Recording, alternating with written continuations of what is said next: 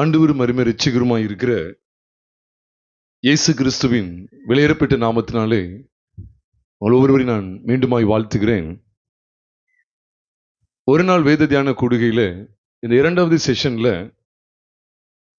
திருச்சபை குறித்து, முதல் செஷன்ல திரியேக தேவன் என்கிற இந்த தலைப்பிலே கருப்பொருளிலே கர்த்தருடைய வார்த்தைகளை பார்த்தறிய தேவன் நமக்கு உதவி செய்தார்.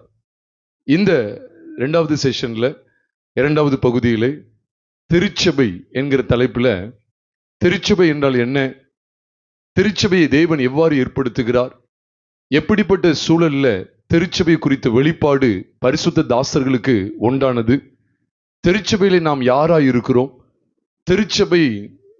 திருச்சபையின் உண்மையான தோற்றம் மற்றும் அமைப்பு எப்படிப்பட்டது, திருச்சபையில தேவன் வைக்கக்கூடிய ஊழியக்காரர்கள் யார் யார், அந்த காலம் பழைய உடன்படிக்கையில திருச்சபையில் இருந்த ஊழியர்கள் யார் யார், பொது உடன்படிக்கையிலே ஆண்டவர் எழுப்பக்கூடிய ஊழியக்காரர்கள் எப்படிப்பட்டவர்களாய் இருக்க வேண்டும், யாரைத்தான் சபையை நடத்தும்படி தேவன் தெரிந்து கொள்கிறார், அதிலே பெண்கள் தங்களுடைய ஊழியத்தை எவ்விதமாய் நிறைவேற்ற வேண்டும், பெண்கள் சபையிலே உபதேசிக்கலாமா போதிக்கலாமா என்கிற காரியங்கள் எல்லாவற்றையும் குறித்து நாம் இந்த செஷன்ல இந்த பகுதியிலே நாம் கேட்க இருக்கிறோம். பிரியமானவர்களே, சத்தியத்தை நம்ம தெளிவா அறிந்து அதற்குள்ளாக நிலைத்திருக்க அழைக்கப்பட்டிருக்கிறோம். ஒருவேளை நம்ம பலதர சபைகளுக்கு கூட போகிறவர்களா இருக்கலாம். ஆனால் இன்னைக்கு நான் உண்மையிலே விசுவாசிக்கிறேன், ஒரு மணி நேரம் இந்த செய்தியை கேட்கும்போது நம்ம உண்மையிலே போகிற இடங்கள், நாம் போகிற சபை என்று சொல்லப்படுகிற இடங்கள் வேதத்தின்படி சரியான இடம்தானா என்பதை நிச்சயமா நம்ம என்ன செஞ்சிருவோம், ஊர்ஜிதப்படுத்தி கொள்ள இது பெரும் உதவியா இருக்கும். எது வைத்து அப்படின்னா, ஏதோ இங்க நிற்கிற மனிதனை வைத்தல்ல, மனிதனுடைய குரல் வளர்ச்சியை வைத்தல்ல, வேத வசனங்களின் அடிப்படையில நாம் போய் ஆராதனை செய்யக்கூடிய இடம் சரியான இடம்தானா இல்லையா என்பதை நீங்க திட்டவட்டமாய் தெரிந்து கொள்ள முடியும். அதுல நிறைய ஆலோசனைகள் அடங்கிய இந்த திருச்சபையை பற்றிய இந்த தலைப்புல அநேக சத்தியங்களை நம்ம கேட்க இருக்கிறோம். நிச்சயமாவே இது பிரயோஜனமா இருக்கும். பொதுவா ஆண்டவர் சபையை ஏன் ஏற்படுத்த சித்தம் கொண்டார், சபை அப்படிங்கிற அந்த பெயருக்கு என்ன அர்த்தம் அப்படின்னு சொன்னா, சபை அப்படின்னு சொன்னா சர்ச், ஆங்கிலத்துல சர்ச் அப்படின்னு சொல்லி சொல்லுவாங்க. இத கிரேக்க பதத்துல எக்லீசியா என்று சொல்லி சொல்வது உண்டு. முதல் முறை சபையை குறித்து முதல் முறை புதிய ஏற்பாட்டுல எங்கதான் வருது அப்படின்னு சொன்னா, மத்தேயு எழுதின சுவிசேஷம் 16வது அதிகாரம் 18வது வசனத்துல தான் முதல் முறையா புதிய ஏற்பாட்டுல சொல்றேன், புதிய ஏற்பாட்டுல முதல் முறையா சபை அப்படிங்கிற ஒரு பதம் பயன்படுத்தப்பட்டிருக்கிறது. இதனுடைய மூலப்பதம் என்னவென்றால் எக்லீசியா அப்படி சொல்லி சொல்வார்கள் கிரேக்க பதத்துல. எக் அப்படின்னா அவுட் அப்படின்னு அர்த்தம், வெளியே கொண்டு வரப்படுதல், அது பிரித்தெடுக்கப்படுதல். எக்லீசியா அப்படின்னு சொல்லும்போது பிரித்தெடுக்கப்பட்டவர்கள் அல்லது அழைக்கப்பட்ட கூட்டம் என்று சொல்லி பொருள்படும். அதுதான் சபையினுடைய அழகு. அவ சபை அப்படின்னாலே அழைக்கப்பட்ட ஒரு கூட்டத்தை சார்ந்தது. அது என்றைக்குமே கட்டடமாகவோ ஒரு கூடாரமாகவோ அல்லது வேறு எந்த விதமான தோற்றத்துக்கோ உட்படுத்தப்பட முடியவே முடியாது. இதெல்லாம் நம்முடைய வசதிக்காக செஞ்சிருக்கிறோம். இப்போ இந்த உதாரணத்துக்கு சைடு அடைப்பு இருக்கு, மேல அவன் அடைக்காம கூட நம்ம கூடலாம், தப்பே கிடையாது. ஆனா மேல அடைச்சதுக்கு என்னன்னா, ஒரு வெயில் படக்கூடாது, தூசியோ அல்லது மழையோ என்ன பெய்தாலும் நம்ம நனைஞ்சிடக்கூடாதுங்கிறதுக்கு தான் ஒரு செட்டப் தானே ஒழிய, இப்படி ஒரு செட்டப் பண்ணுவது சபை அப்படிங்கிறது கிடையாது. இப்போ சிலர் வசதி வாய்ப்பு உள்ளவங்க என்ன செய்வாங்க, ஒரு பெரிய கட்டடமா கட்டுவாங்க. அது ஒவ்வொருத்தரும் ஒவ்வொரு வசதிக்கு ஏற்றபடி கூடிக்கொள்வார்கள். நம்ம எல்லாரும் கூடி வருவதற்கு ஒரு ஸ்தலம் தேவையை ஒழிய, அந்த குறிப்பிட்ட ஸ்தலத்தின் மேன்மையை வைத்து, அந்த கட்டுமானத்தை வைத்து ஒரு சபையை மதிப்பிடுவது வேதத்தின்படி தவறானது என்பதை மறந்துவிட வேண்டாம். அதனால இன்னைக்கு நிறைய காரியங்களை தியானிக்க இருக்கிறோம். இந்த சபையில யாரு தான் ஊழியக்காரங்களா இருக்கணும், எப்படிப்பட்ட ஊழியக்காரர்கள் இருக்கவே கூடாது அப்படிங்கிற காரியங்களை குறித்த நிறைய வெளிச்சமான சத்தியங்களை இன்றைக்கு நாம் பார்க்க இருக்கிறோம். ஆண்டவருக்கு ஏன் சபை தேவை? இப்ப அழைக்கப்பட்ட கூட்டம் சொல்றோமே, அப்போ இந்த அழைக்கப்பட்ட கூட்டம் சொல்லும் போது நம்ம எல்லாருக்கும் நினைவுக்கு வரணும், ஆதி நாட்கள்ல தேவன் எத்தனையோ ஜனங்கள் இருந்தாலும் அதுல விசேஷமா ஆண்டவர் இஸ்ரவேல் ஜனத்தை ஆண்டவர் தமக்கண்டு தெரிந்து கொண்டார். இஸ்ரவேல் என்கிற பெயர் நமக்கு எல்லாருக்கும் தெரியும். அது ஆதியாகமம் 32வது அதிகாரத்துலதான் முதல் முறை அந்த இஸ்ரவேல் அப்படிங்கிற பதத்தை நாம் பார்க்கிறோம். ஆண்டவர் யாக்கோபுடைய பெயரை மாற்றுகிறார். நம்ம எல்லாருக்கும் தெரியும். பெனியேல் என்கிற ஒரு இடம், அதாவது தேவனை முகமுகமாய் சந்தித்து தேவனோடு போராடி இந்த மனிதன் யாக்கோபு என்கிற மனிதன் தன் பெயர் மாற்றப்படுகிறத அந்த இடத்துல பார்க்கும் 32வது அதிகாரத்துல. அப்ப இந்த யாக்கோபு யாரு அப்படின்னு சொன்னா, அதாவது ஆபிரகாமின் சந்ததி.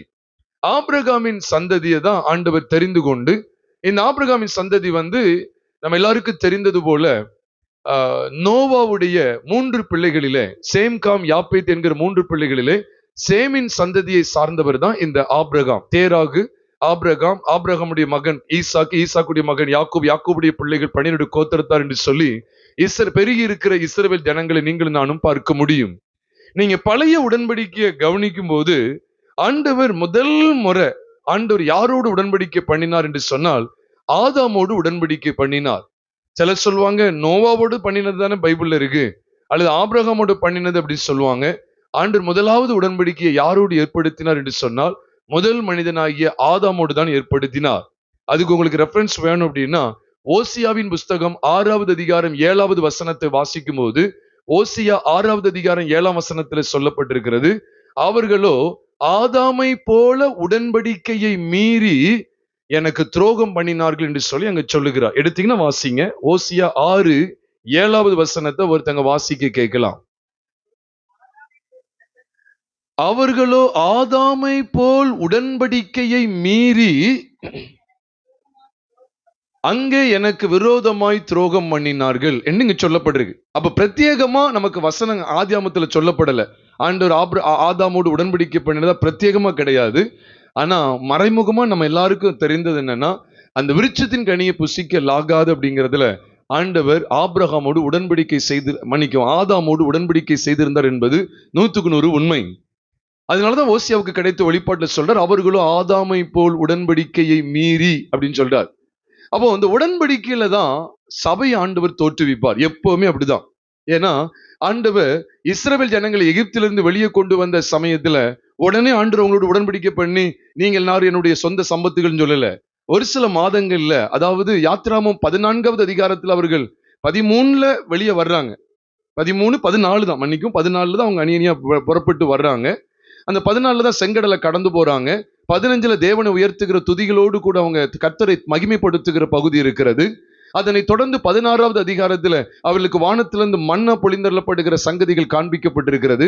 17வது அதிகாரத்துல அவர்கள் ரெவிதீமிலே அமலேக்கோடு யுத்தம் பண்ணி யெகோவா நிசி என்கிற ஒரு பலிபீடத்தை அவர்கள் உண்டாக்குகிற காரியத்தையும் பார்க்கிறோம்.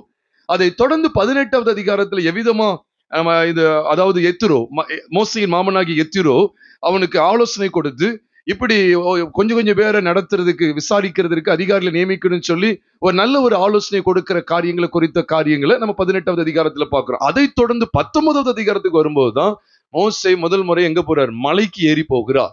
அதனாலதான் யாத்திராமம் 19வது அதிகாரம் 3ஆம் வசனத்துல மோசே மலையின் மேல் தேவனிடத்திற்கு ஏறி போனான் என்று சொல்லி யாத்திராமம் 19வது அதிகாரம் 3ஆம் வசனத்துல வாசிக்கிறோம். அதை தொடர்ந்து 4, 5, 6 ஆகிய வசனங்களை பார்க்கும்போது ஆண்டவர் தெளிவா உன்கிட்ட இருக்கிற அந்த ஜனங்கள் எனக்கு சொந்த சம்பத்து என்று பேசுவார், பரிசுத்த ஜாதி என்று, பரிசுத்த ஜனம் என்று பேசுகிறார், இவர்கள் எனக்கு ஆசாரிய ஜனம் அப்படின்னு சொல்லி ஆண்டவர் பேசுகிற காரியங்கள் 19வது அதிகாரத்துல தான் இடம் பெறுகிறது. அதுலதான் ஆண்டவர் இந்த கார் மேகத்துல இறங்கி அங்க அக்கினியிலிருந்து மேகத்திலிருந்து கர்த்தர் உத்தரவு சொல்லி ஜனங்களோடு நான் உடன்படிக்கை பண்ணுகிறேன் என்பதை ஆண்டவர் திட சாட்சியாய் சொல்லுகிற சங்கதிகளை நீங்களும் நானும் யாத்திராமம் 19வது அதிகாரத்துல பார்க்கிறோம். இது எதுக்காக உங்களோடு பகிர்ந்து கொள்றேன் அப்படின்னு சொன்னா, இந்த 19க்கு அப்புறம் நல்லா கவனிச்சு பாருங்க, 20ஆம் அதிகாரத்துல இருந்து இது ஆரம்பிக்கும். இது நியாயப்பிரமாண வார்த்தைகள் ஆண்டு வெளிப்படுத்திக்கிட்டே இருப்பார். உன் தேவனாகிய கர்த்தர் ஒருவர் தான் கர்த்தர், என்னை அன்றி உனக்கு வேறு தேவர்கள் உண்டாயிருக்க வேண்டாம், உயர வானத்திலும் தாழ பூமியிலும் பூமியில குடியிருக்கிற யாதொரு விக்கிரகங்களுக்கும் சொருபுகளுக்கும் ஒப்பாக என்னை எடுக்க வேண்டாம் அப்படின்னு சொல்லி அவரை யாருக்கும் ஒப்பிடக்கூடாது சொல்லி அவர் பேசுகிற காரியங்கள் தெரியும். 10 கற்பனைகள் நம்ம குறித்த காரியங்கள் தெரியும். அது 20ஆம் அதிகாரத்துல இருந்து ஆரம்பிச்சு 24 வரைக்கும், ஏறக்குறைய 23 வரைக்கும் அது சொல்லிட்டே வருவார். 24ல இவங்களும் அதாவது இஸ்ரவேல்ல இருக்கிற 70 மூப்பர்கள், மறந்துடக்கூடாது, மூப்பர்களை கொண்டு வர. நான் இந்த சத்தியத்தை இப்ப கவனிச்சுக்கிட்டே இருந்து பின்னால உங்களுக்கு தெரியும் எதுக்காக மூப்பர்களை சபையில வைக்கிறார். ஏன் பாஸ்டர் அப்படின்னு சொல்லி ஒரு மனிதனை சபையை நடத்துவதற்கு புதிய ஏற்பாட்டுல எவ்விதமான அனுமதியும் கிடையாது. அதை நீங்க பிற்பாடு நீங்க அறிந்து கொள்வீங்க, சத்தியத்தினுடைய முடிவில் அறிந்து கொள்வீங்க. நிச்சயமா வசனத்தின் அடிப்படையில் உங்களோட பகிர்ந்து கொள்றேன். அப்ப மோசைக்கு கீழாக 70 மூப்பர்கள் இருக்கிறாங்க இஸ்ரவேல்ல. அந்த மூப்பர்களும் மோசையோடு சேர்ந்து இஸ்ரவேலின் தேவனை தரிசித்தார்கள் சொல்லி நம்ம வேதத்துல பாக்குறோமா இல்லையா? பாக்குறோம். யாத்திராமம் 24வது அதிகாரத்துல அங்கதான் அவர் கற்பனைகளை கொடுத்து உடன்படிக்கையின் புஸ்தகம், உடன்படிக்கையின் ரத்தம் பாத்துக்கங்க, உடன்படிக்கையின் புஸ்தகம், உடன்படிக்கையின் ரத்தம் இதுவேன்னு சொல்லி அடையாளப்படுத்தி காண்பித்து அங்க 70 மூப்பர்களும் தேவனை தரிசிக்கிறாங்க. அடுத்த அதிகாரமே இதை தொடர்ந்து வர்றதுல தேவன் எதை ஏற்படுத்துறாருன்னு கேட்டா சபையை ஏற்படுத்துகிறார். அதான் ஆசரிப்பு கூடாரத்தை உண்டு பண்ணணும்னு சொல்லி 25வது அதிகாரம் 8 மற்றும் 9 அதை வாசிக்கும் போது, நான் அவர்கள் நடுவிலே வாசம் பண்ண எனக்கு ஒரு பரிசுத்த ஸ்தலத்தை உண்டு பண்ணுவார்களாக என்று சொல்லி ஆண்டவராகிய தேவன் மோசே மூலமா ஜனங்கள்கிட்ட பேச ஆரம்பித்தார். அதுதான் என்னென்ன கொண்டு வரணும், எது எது எப்படி செய்யப்படணும்னு சொல்லி எல்லா காரியத்தையும் கொண்டு வந்திருக்கிறார். இதை விலாவரியா பேசினா இது ஆசரிப்பு கூடாரங்கிற தலைப்புல இன்னொரு செய்தியாய் போய்விடக் கூடாது. அதனாலதான் இதை நான் கொஞ்சம் சுருக்கமா சொல்றேன். ஆசரிப்பு கூடாரம் எதுக்காக ஏற்படுத்தப்பட்டது அப்படின்னு சொன்னா, உன்னதமான தேவன் மனுஷனிடத்துல வாசம் பண்ணுவதற்காக. அப்ப நீங்க கவனிக்கணும். அப்ப அதுக்கு முந்தின அதிகாரத்துல 70 மூப்பர்கள் தேவனை தரிசித்த விதத்தை குறித்தும், அங்கே அது அவர்களோடவே கூட உடன்படிக்கையின் ரத்தம், உடன்படிக்கையின் புஸ்தகம் என்று சொல்லி உடன்படிக்கை என்று வரக்கூடிய இந்த வார்த்தைகளுடைய காரியங்கள் என்ன என்பதை குறித்தும், அப்போதுதான் உடன்படிக்கை பிரதிஷ்டை பண்ணப்படுது. மன்னிக்கவும், ஆமா, முதலாம் உடன்படிக்கை பிரதிஷ்டை பண்ணப்படுகிறது ரத்தத்தினால. இந்த உபாகம 24வது அதிகாரத்தினுடைய சங்கதிகளை தான் நம்ம எபிரேயர் 9வது அதிகாரத்துல தெள்ள தெளிவாக பார்க்க முடியும். எபிரேயர் 9வது அதிகாரம் 23 மன்னிக்கவும் 18, 19, 20, 21, 22 ஆகிய வசனங்கள்ல பார்க்கும்போது அந்த முதலாம் உடன்படிக்கையும் இரத்தம் இல்லாமல் பிரதிஷ்டை பண்ணப்படவில்லை என்கிற காரியங்கள் அடிப்படையில, அப்ப மோசே என்னெல்லாம் செய்தாருங்கிறத அங்க போட்டிருக்கு பாத்தீங்களா? ரத்தத்தை தெளிச்சு, இதுதான் தேவன் உங்களோடு பண்ணுகிற உடன்படிக்கையின் ரத்தம் இதுவேன்னு சொல்லி மோசே சொன்னாங்கிற காரியங்கள்லாம் வருது பாத்தீங்களா? இது எல்லாமே எங்கதான் படிக்கிறோம்? 24வது அதிகாரத்துல படிக்கிறோம். அப்ப எபிரேயர் 9ல சொல்லப்படுற இந்த காரியங்கள் எல்லாம் யாத்திராமம் 24வது அதிகாரத்துல சொல்லப்பட்டவைகள். அப்ப இந்த ரத்தத்தை தொடர்ந்து, இந்த ரத்தத்தினால உடன்படிக்கை ஏற்படுத்தப்பட்டதுக்கு பிற்பாடுதான் எதை ஆண்டவர் உருவாக்குறாரு? சபையை உருவாக்குகிறார். அப்ப இரத்த சிந்துதல் இல்லாமல் சபை உருவாகாது அப்படிங்கிற வெளிச்சத்தை அறியணும். அதனாலதான் உடன்படிக்கையின் ரத்தத்தை குறித்து யாத்திராமம் 24ல பேசினதுக்கு பிறகுதான் 25ல தான் ஆசரிப்பு கூடாரத்தை குறித்த திட்டத்தை, வெளிப்பாடுகளை தேவன் மோசே மூலமா ஜனங்களுக்கு தெரியப்படுத்த சித்தம் கொண்டார். ஆக இது எல்லாமே எதற்கு அடையாளமா இருக்குது என்று சொன்னால், புது உடன்படிக்கை அப்படிதான். இயேசு காட்டி கொடுக்கப்பட்ட அன்று ராத்திரியில என்ன செய்கிறார்? அப்பத்தை எடுத்து ஸ்தோத்திரம் பண்ணி இதை சீஷர்களுக்கு கொடுத்து, இதை வாங்கி புசியுங்கள், இது உங்களுக்காக பிற்கப்படுகிற என்னுடைய சரீரமாய் இருக்கிறது, என்னை நினைவு கூறும்படி இதை செய்யுங்கள் என்று சொன்னது மாத்திரம் இல்ல, அந்தபடி அவர் பாத்திரத்தை எடுத்து அதையும் ஸ்தோத்திரம் பண்ணி, இது என் இரத்தத்தினால் ஆகிய புது உடன்படிக்கையின் இரத்தமாய் இருக்கிறது. புது உடன்படிக்கையா இருக்குதுன்னு சொன்னாரா சொல்லலையா? லூக்கா 22வது அதிகாரத்துல சொல்லுகிறார். தெளிவா இருக்கு பைபிள்ல. லூக்கா 22வது அதிகாரத்தில் தெளிவா எழுதப்பட்டிருக்கு. அப்ப என்னுடைய இரத்தத்தினால் ஆகிய புது உடன்படிக்கைன்னு சொல்றார். இதை சொல்லதுக்கு பிறகுதான் இதுல இருந்து கணக்கு வச்சுக்கங்க, ஒரு 13 நாளுக்குள்ளாக புது உடன்படிக்கையின் சபையை உருவாகுது. அதாவது அது வெட்ட வெளிச்சமா காமிச்சு கொடுக்கிறார். ஆவியானவர் வந்து அதை காமிச்சு கொடுக்கிறார். ஆனா சபையை தோற்றுவிக்கிறதுக்கு அவர் தம்முடைய முழு விளைக்கிரயத்தையும் கொடுத்துட்டார். அதனாலதான் நம்ம முன்னாலே தியானிச்சிருந்தாலும் மீண்டும் ஞாபகப்படுத்துகிறேன்.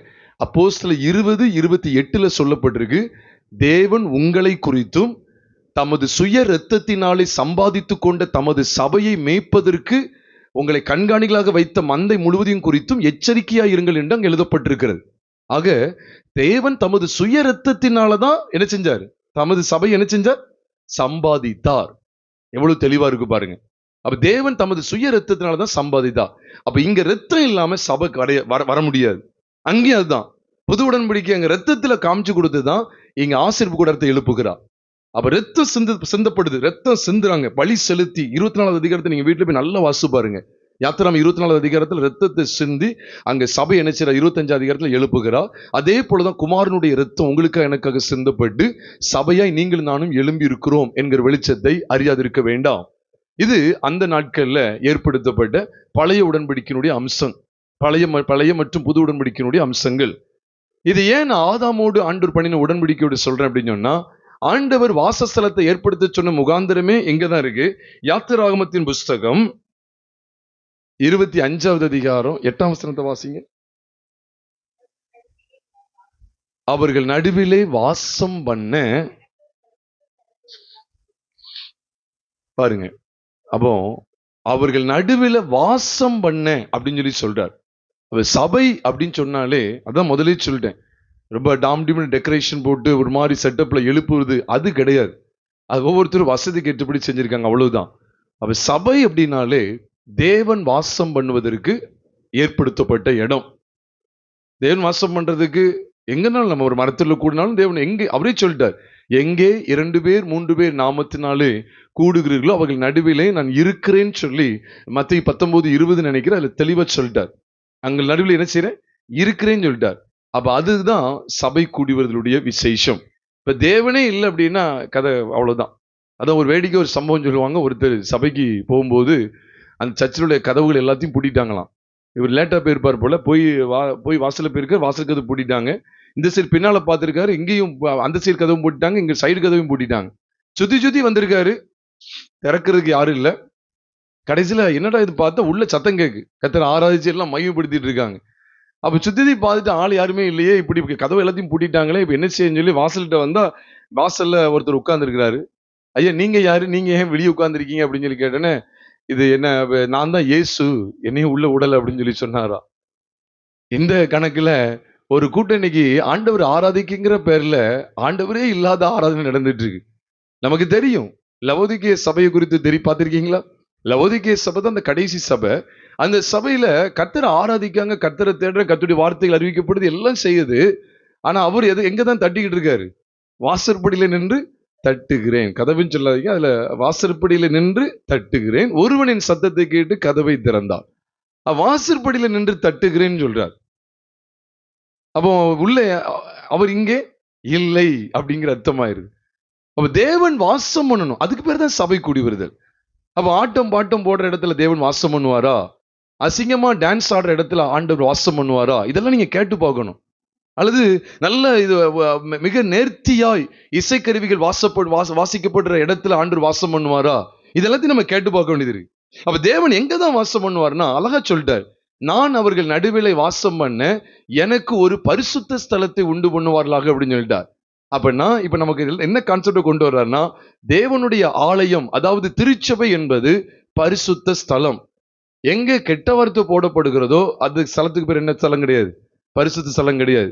தில்லு முள்ளு கள்ளத்தனம், கணக்குல கள்ளத்தனமான கணக்கு, ரவுடித்தனம் பண்ணுவது, சண்டை போடுவது, அராஜகம் பண்ணுவது, பெருமையை நிலைநாட்டுவது, பணாசை பொருளாசை கொண்ட கும்பல்கள் எழும்பி ஏகோபித்து கூச்சலிடுவது, பதவி ஆசைக்காக போராட்டம் பண்ணுவது, இது எதுவுமே கர்த்தருடைய வாசஸ்தலம் அல்ல. இது நான் வேதத்தின் அடிப்படையில் சொல்றேன். நம்ம இருதயத்தை இன்னும் நம்ம கடினப்படுத்திட வேண்டாம். ஏன்னா இந்த வசனத்துக்கு கீழ்ப்படிந்தியா இல்லையான்னு தான் கேட்பார். செல்வகுமாருக்கு கீழ்ப்படிந்தியா இல்லையான்னு கேட்க போறது இல்லை. இந்த வசனத்துக்கு கீழ்ப்படிந்தியா இல்லையான்னு கேட்பார். அப்ப அவர் வாசம் பண்ணணும், மெயினானது. அப்ப அதுக்குதான் என்ன சொல்றாரு, ஒரு பரிசுத்த ஸ்தலத்தை உண்டு பண்ணுவதில்லை. அதான் ஆசரிப்பு கூடாரமாக அறியப்பட்டிருந்தது. அப்ப அது பரிசுத்த ஸ்தலம் என்பதை மறந்து விடணும். அதனாலதான் அதுக்குள்ள பரிசுத்த ஸ்தலம், மகா பரிசுத்த ஸ்தலம் என்று சொல்லி காணப்படுது. ஆசரிப்பு கூடாரமே எதனால் ஆனது தெரியுமா? பரிசுத்த ஸ்தலம், மகா பரிசுத்த ஸ்தலம். அதனுடைய கேம்பஸ் பிரகாரம் அப்படின்னு அறியப்பட்டது, அதனுடைய முகப்பு, அவ்வளவுதான். அதுலதான் பலிபீடம் இருந்துச்சு, வெண்கல தொட்டி இருந்தது. ஆசாரிகள் உள்ள வரும்போது கூட என்ன செய்யணும் தெரியுமா? அழகா பைபிள்ல இருக்கு. யாத்திராமத்தின் புஸ்தகம் 40வது அதிகாரம் 39 மற்றும் 40 ஆகிய 29 மற்றும் 30 ஆகிய வசனங்களை பார்க்கும்போது, ஆசாரியர்கள், அதாவது ஆசரிப்பு கூடாரத்துல பணிவிடை செய்யும்படி வருகிற எந்த ஆசாரியனா இருந்தாலும் சரி, எந்த லேவியனா இருந்தாலும் சரி, அவர்கள் கட்டாயமாக தங்கள் கைகளையும் கால்களையும் கழுவணும். அது பலிபீடத்து வேலையை செய்யக்கூடியதா இருந்தாலும் சரிதான். அதாவது பலிபீடத்துக்கு வலது பக்கம் பலிபீடத்தின் வேலையா இருக்கட்டும், இடது பக்கம் இருக்கிற ஆசரிப்பு கூடாரத்தின் உள்பகுதியா இருந்தாலும் சரி, அவர்கள் கட்டாயமா தங்கள் கைகளையும் கால்களையும் கழுவ வேண்டும் என்று சொல்லி அங்கு ஒரு நியமத்தை தேவன் ஏற்படுத்துகிறதாக யாத்திராகமத்தின் புஸ்தகம் 40வது அதிகாரம் நீங்க கூட தாராளமா பார்க்கலாம். 30வது வசனத்துல, அவன் ஆசரிப்பு கூடாரத்துக்கும் பலிபீடத்துக்கும் நடுவே தொட்டியை வைத்து கழுவுகிறதற்கு அதிலே தண்ணீர் வார்த்தான். அதான் 32ல பாக்குறோம். 31ல அவங்க ஆரோனும் அவனுடைய குமாரர் எல்லாரும் கழுவுறாங்க. மோசேயும் ஆரோனும் குமாரரும் தங்கள் கைகளையும் கால்களையும் கழுவினார்கள். கர்த்தர் மோசேக்கு கற்பித்தபடி அவர்கள் ஆசரிப்பு கூடாரத்துக்குள்ளே பிரவேசிக்கிற போதும் பலிபீட தண்டையிலே சேருகிற போதும் அவர்கள் கழுவி கொள்வார்கள். 32ஆம் வசனத்துல எவ்வளவு தெளிவா இருக்கு பாருங்க. 31 மற்றும் 32ல எவ்வளவு தெளிவா இருக்கு. 32ல சொல்லிட்டார், ஆசரிப்பு கூடாரத்துக்குள்ள போகும்போதும் சரி, பலிபீடத்துக்கு போகும்போதும் சரி, அதான் இந்த பக்கம் போனாலும் சரி, இந்த பக்கம் போனாலும் சரி, நடுவில் என்ன இருக்கு? வெண்கல தொட்டி ஒன்று வைக்கப்பட்டிருக்கிறது. நான் ஏற்கனவே உங்களுக்கு சொல்லியிருக்கிறேன், வெண்கலங்கிறது எதை குறிக்கும்? சத்தமா சொல்லுங்க. நியாய தீர்ப்பு குறிக்கும்.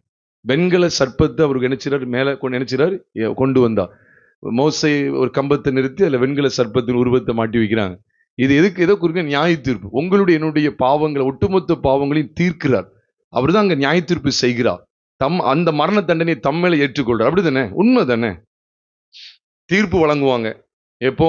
என்னைக்கு ஹியரிங், வேர்டிக்ட் அல்லது ஹியரிங் அப்படின்னு சொல்லுவாங்க. என்னைக்கு ஜட்ஜ்மெண்ட், அன்னைக்கு தான் ஜட்ஜ்மெண்ட். அப்ப நம்மளையும் கூண்டில் நிப்பாட்டும் போது அவர் சொல்லிட்டாரு, இவங்களை விட்டுருங்க, நான் நினைச்சிறேன் தண்டனையை வாங்கிக்கிறேன்னு சொல்லி நமக்கு சிறை தண்டனை வாங்கினது மாதிரி அன்னைக்கு தானே ஜட்ஜ்மெண்ட். அப்ப வெண்கலம் அப்படின்னு சொன்னாலே பல பைபிளுடைய லாங்குவேஜ்ல அது நியாய தீர்ப்பு குறிக்கும். அதாவது நியாய தீர்ப்பு குறிக்கும். கர்த்தருக்கு நான் மகிமை செலுத்துகிறேன். அப்போ இந்த இடத்துல வெண்கல தொட்டியை வச்சிருக்கிறார். தங்க தொட்டியை வச்சிருக்கலாம், மண் தொட்டி வச்சிருக்கலாம். ஏன் வெண்கல தொட்டியை வச்சார் அப்படின்னு சொல்லும்போது இதுதான் நம்ம கவனிக்கப்பட வேண்டியது. நம்மை நாமே நிதானித்து அறிந்தோமானால் நாம் என்ன செய்யப்படும்? நியாயந்திருக்கப்படும். ஆங்கிலத்தில் எப்படி போட்டு தெரியுமா? If we would judge ourselves, we wouldn't be judged அப்படின்னு சொல்லி பைபிள்ல இருக்கு. ஜட்ஜ் பண்ணணும், நம்மளே நாமளே நியாயந்து இருக்கணும். இதான் சபை. நல்ல ஞாபகம் வச்சுக்கோங்க, நல்லா கவனிச்சுட்டே வாங்க. பிறகு கேட்கும்போது எங்கேயோ கண்ணை கட்டி விட்ட கதையா இருக்கக்கூடாது. ஆசிரியர்கள் யாருன்னு கேட்பேன். பிறகு நல்ல ஆசிரியர்கள் யாருங்கிறது அடுத்தடுத்து வைக்கிற காரியங்களை நல்லா கவனிச்சுட்டே வாங்க. இப்போ வெண்கல தொட்டி என்ன செய்யறார்? வைக்கிறார். வெண்கலம் ஏற்கனவே சொல்றது நியாய தீர்ப்பு குறி. அப்ப சுத்திகரிச்சு கொள்ளணும். நாமளே எப்பவுமே நியாயந்திருத்து கொள்ளணும். ஆசாரியர்கள் தானே, நம்ம கிடையாது நினைச்சிடாங்க. நம்ம தான் ஆசாரியர்கள். புதிய உடன்படிக்கையில் நம்ம தான் ஆசாரியர்கள். எல்லாத்துக்கும் வசன வெளிச்சம் சொல்றேன். ஏன்னா அப்பதான் தோல் உரிக்க முடியும். அத்தனை போலியான ஊழியங்களையும் தோல் உரிக்க முடியும். போலியான சபைகள் எல்லாத்துடைய தோலையும் உரித்து இங்க இருக்கிற கொஞ்சம் கூட்டமானாலும் கர்த்தருக்கா எழும்பி பிரகாசிச்சிடணும். அப்ப ஆசாரியம் வரும்போது முதல்ல எதை தான் பார்ப்பான்? நோக்கி பார்ப்பான். ஆசரிப்பு கூடாரத்தையா, பலிபீடத்தையா, அல்லது ரெண்டுக்கும் நடுவில் இருக்கிற வெண்கல தொட்டியையா? வெண்கல தொட்டி இங்க கழுவாம போயிட்டு அங்க அடி விழுந்துரும், செத்துருவான்.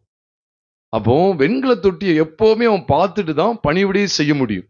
அப்ப தேவனுக்காக பிரயாசப்படுகிறவர்கள் எல்லாருமே இந்த நியாய தீர்ப்பை குறிக்கக்கூடிய, அதான் தாங்களே நியாயந்திருத்துக் கொள்ளணும். என்னைக்குமே ஞாபகம் வச்சுக்கோங்க பிரியமானவர்களே, நாமளே நியாயந்திருத்துக் கொள்ளலைன்னா நம்ம உருப்பட முடியாது. நம்ம பாஷையில சொல்றேன், உருப்படுறதுக்கான வழியே கிடையாது. நாமளே நியாயந்திருத்துக் கொள்ளணும். நான் ஒவ்வொரு நாளுமே நான் எந்த இடத்துல ஒரு நைட்டு நான் தேவ சமூகத்துக்கு வர்றேன், ஆண்டவர் நான் எந்த இடத்துல தவறிட்டேன் எனக்கு உணர்த்துங்க. ஐயோ, நான் இந்த இடத்துல நான் இப்படி நான் கோபமா பேசியிருக்க கூடாதே. ஐயோ, நான் இந்த மாதிரி நான் நடந்திருக்க கூடாதே. ஐயோ, நான் இவங்களை இந்த இடத்துல அசட்டை பண்ணிட்டேனே. ஐயோ, இந்த இடத்துல நான் ஏளனமா சிரிச்சிட்டேனே. உடனே என்ன செய்ய வேண்டியது இருக்கு? வசனத்தை வைத்து என்னை நான் நியாயந்திருத்துக் கொள்ள தைரியமா ஆசரிப்பு கூடாரத்துல, மகா பரிசுத்த ஸ்தலத்துல தேவனோடு கூட தேவனிடத்துல நம்ம சேர முடியுமா? முடியாதா? முடியும். இந்த கான்செப்ட் எல்லாம் நான் பிற்பாடு சொல்லும் போது நீங்க விளங்கிக் கொள்வீங்க. கர்த்தருக்கு நான் மகிமையை செலுத்துகிறேன். அப்ப தேவனுக்கு ஒரு பரிசுத்த ஸ்தலம் தேவை. அதனாலதான் ஆண்டு என்ன செய்தார் பாருங்க, இந்த ஆசரிப்பு கூடாரத்தை ஏற்படுத்தி சித்தம் கொண்டார். ரத்தத்தை பற்றி அந்த உடன்படிக்கை தொடர்ந்து ஆசரிப்பு கூடார். இங்கேயும் பாருங்க, மத்திய சுவிசேஷம் 16வது அதிகாரம் 18ஆம் வசனத்துல தான் முதல் முறையா சபை அப்படிங்கிற பெயர் வருகிறது, எக்லீசியா. இங்க ஆண்டவர் சொல்ற, நீ பேதுருவாய் இருக்கிற இந்த கல்லின் மேல் என் சபையை கட்டுவேன், பாதாளத்தின் வாசல்கள் அது என்ன செய்யறதில்லை, மேற்கொள்வதில்லை என்று சொன்னார். நீ பேதுருவாய் இருக்கிற இந்த கல்லின் மேல் என் சபையை கட்டுவேன். நான் நிறைய பேர் இதுல குழப்படைஞ்சிருக்காங்க. என்னன்னா, நீ பேதுருவாய் இருக்கிற இந்த கல்லின் மேல் அப்படின்னு சொன்ன உடனே பேதுருவை பார்த்து தான் சொன்னார் அப்படின்னு நினைச்சிருந்தாங்க. அதாவது இப்படியும் சொல்ல முடியுமே, நீ பேதுருவாய் இருக்கிறாய் இந்த கல்லின் மேல் என் சபையை கட்டுங்கிற அர்த்தம் கூட சொல்ல முடியுமே. ஏன்னா கல்லுன்னு சொன்ன உடனே இன்னைக்கு நிறைய பேருக்கு குழப்பமாயிருது. கல், ஸ்டோன் அப்படின்னாலே பேதுரு தான் அப்படின்னு சொல்லி இன்னைக்கு பார்த்தீங்கன்னா, அதுவும் கத்தோலிக்க மார்க்கத்தில் பயங்கரமா நிற்பாங்க. இதுல இடமே கொடுக்க மாட்டாங்க. இந்த கல் யாரு தான்? பேதுரு தான் சொல்றாங்க. பெந்தெகோஸ்தே லைன்லயும் இப்படிதான் சொல்றாங்க. எனக்கு அவர்கிட்ட ஒருத்தர் பேசி பார்த்துட்டேன், கேட்கவே மாட்டேங்காங்க இன்னைக்கு வரைக்கும். நமக்கு தான் வேதம் தெரியாத மாதிரி. இந்த கல்லுன்னு சொன்னது பேதுருக்கு கொடுத்த ஆசீர்வாதம் சொல்லிட்டு இருக்காங்க. இவங்க எங்க கொண்டு போய் சேர்க்க, பேதுருக்கு கிடைச்ச ஆசீர்வாதத்தை பாருங்கன்னு சொல்லி நான் சொல்றேன். இந்த கல்லின் மேல் சபையை கட்டுவேன்னு சொல்ற இடத்தை நல்லா கவனிங்க. upon this rock I will build my church அப்படின்னு சொல்றார். இந்த கல்லின் மேல், upon this rock அப்படின்னு சொல்றார். நீ பேதுருவாய் இருக்கிறான்னு போட்டு பாத்தீங்களா, you are Peter. அப்ப பீட்டர் அப்படிங்கிறதுக்கு fragment of stone அப்படின்னு சொல்லுவாங்க. பீட்டருக்கு அர்த்தமே என்ன தெரியுமா? கல்லு தான். ஆனா fragment of stone, பொடி கல் அப்படின்னு அர்த்தம். பெட்ரா அப்படின்னு அர்த்தம். பெட்ராங்கிறது ஒரு பொடி கல்லு தான். ஆனா இந்த கல்லின் மேல் என் சபையை கட்டுவேன்னு சொல்லி தம்மை குறித்தான் கிறிஸ்து சொன்னார். ஏன்னா இதே ஒரே வசனத்துல 2 வார்த்தை இருக்கு. ஒன்னு பெட்ரான் இருக்கு, பேதுருவா இருக்குங்கிறதுக்கு பெட்ரான் இருக்கு. இந்த கல்லின் மேல் சபையை கட்டுவங்கிறதுக்கு பெட்ரோஸ் அப்படின்னு சொல்லி இருக்கு. பெட்ராஸ் அப்படின்னு இருக்கு. அப்படி யோசிச்சு பாருங்க. பெட்ராஸ் அப்படின்னு சொல்றது பெட்ரா. ஒரு சின்ன பொடி கல்லுக்கும் பெரிய பாறாங்கல்லுக்கும் வித்தியாசம் இருக்கா இல்லையா? நீங்க சொல்லுங்க. ஒரு சின்ன பொடி கல்லுக்கும் மிகப்பெரிய மலை மாதிரி ஒரு பெரிய பாறைக்கு வித்தியாசம் இருக்கா இல்லையா? இருக்கு. நீ பெந்தெகோஸ்தே இன்னைக்கு விழுந்து போயிருக்கு. ஒருத்தர் அழகா செய்தி கொடுக்காரு பாருங்க. எனக்கு சொன்னா அவர் ரொம்ப கஷ்டமா இருக்கு. பேதுருக்கு கிடைத்த ஆசீர்வாதங்கள்னு சொல்லி. அவர் கிடைத்த ஆசீர்வாதமா? என்ன ஆசீர்வாதம்? இங்க என்னது? பேதுரு கல்லு மேல அவன் மேல சபையை ஆண்டு கட்டுற ஆசீர்வாதத்தை கொடுத்தாருன்னு சொல்லி. உண்மையிலேயே சொல்றேன், இங்க பயன்படுத்தப்பட்ட இதே பெட்ராஸ் அப்படிங்கிற இந்த பதம் தான் 1 கொரிந்தியர் 10வது அதிகாரம் 4ஆம் வசனத்துல அவர்களோட கூட சென்ற ஞான கண்மலையின் தண்ணீரை கொடுத்தார்கள். அந்த கண்மலை கிறிஸ்துவங்கிற அந்த கண்மலை குறித்து சொல்லப்பட்டிருக்கு. அதை நான் தெளிவா அறிந்து கொள்ள அழைக்கப்பட்டிருக்கிறேன். அப்ப அந்த கண்மலைக்கு என்ன பேர் போட்டிருக்கு தெரியுமா? பெட்ராஸ் தான் இருக்கு. அப்போ இந்த கல்லின் மேல் என் சபை கட்டுவேன்னு சொல்லி இந்த கல் போட்டிருக்க, இதுக்கும் பெட்ராஸ் தான் இருக்கு. அப்ப இந்த கல் பேதுரு அப்படின்னா அந்த கல் யாரு தான்? பேதுரு. அப்போ மத்தேயு 16:18 வர்ற அந்த கல் பேதுரு அப்படின்னு சொன்னீங்கன்னா, அப்ப 1 கொரிந்தியர் 10:4 வர்ற அந்த கண்மலை ராக்குன்னு இருக்குல்ல, இங்கேயும் ராக் அங்கேயும் ராக். அப்ப அதுவும் யாருதான்? பேதுருவா தான் இருக்க முடியும். அப்ப அது பேதுரு கிடையாது. அது யாருதான்? அவர்களோடு கூட சென்ற கண்மலை யாருதான்? கிறிஸ்து. அப்ப அங்க பயன்படுத்தப்பட்ட அதே பதம் தான் இங்க பயன்படுத்தப்பட்டிருக்கு. அதை அறியணும். அப்பதான் அந்த சத்தியத்தினுடைய தாத்பரியத்தை விளங்கி கொண்டு சரியான சத்தியத்தில் நிலைநிற்க முடியும். பிரியமானவர்களே, ஏனோ தானு சொல்லி விழுந்து போயிடக்கூடாது. அப்ப கிறிஸ்துவ தான் அது குறிகி. சரி, எந்த அர்த்தத்துல இங்க மத்தேயு 16வது அதிகாரத்துல ஆண்டவர் வெளிப்படுத்துறார் அப்படின்னு சொன்னா, நீங்க நல்லா பாருங்க. மத்தேயு 16வது அதிகாரத்துல இங்க எதை குறித்த வெளிப்பாடு வந்தவொடனே ஆண்டவர் சபையை குறித்த வெளிப்பாடு காண்பிக்கிறார்னு சொன்னா, கிறிஸ்துவ குறித்து வெளிப்பாடு வேணும்.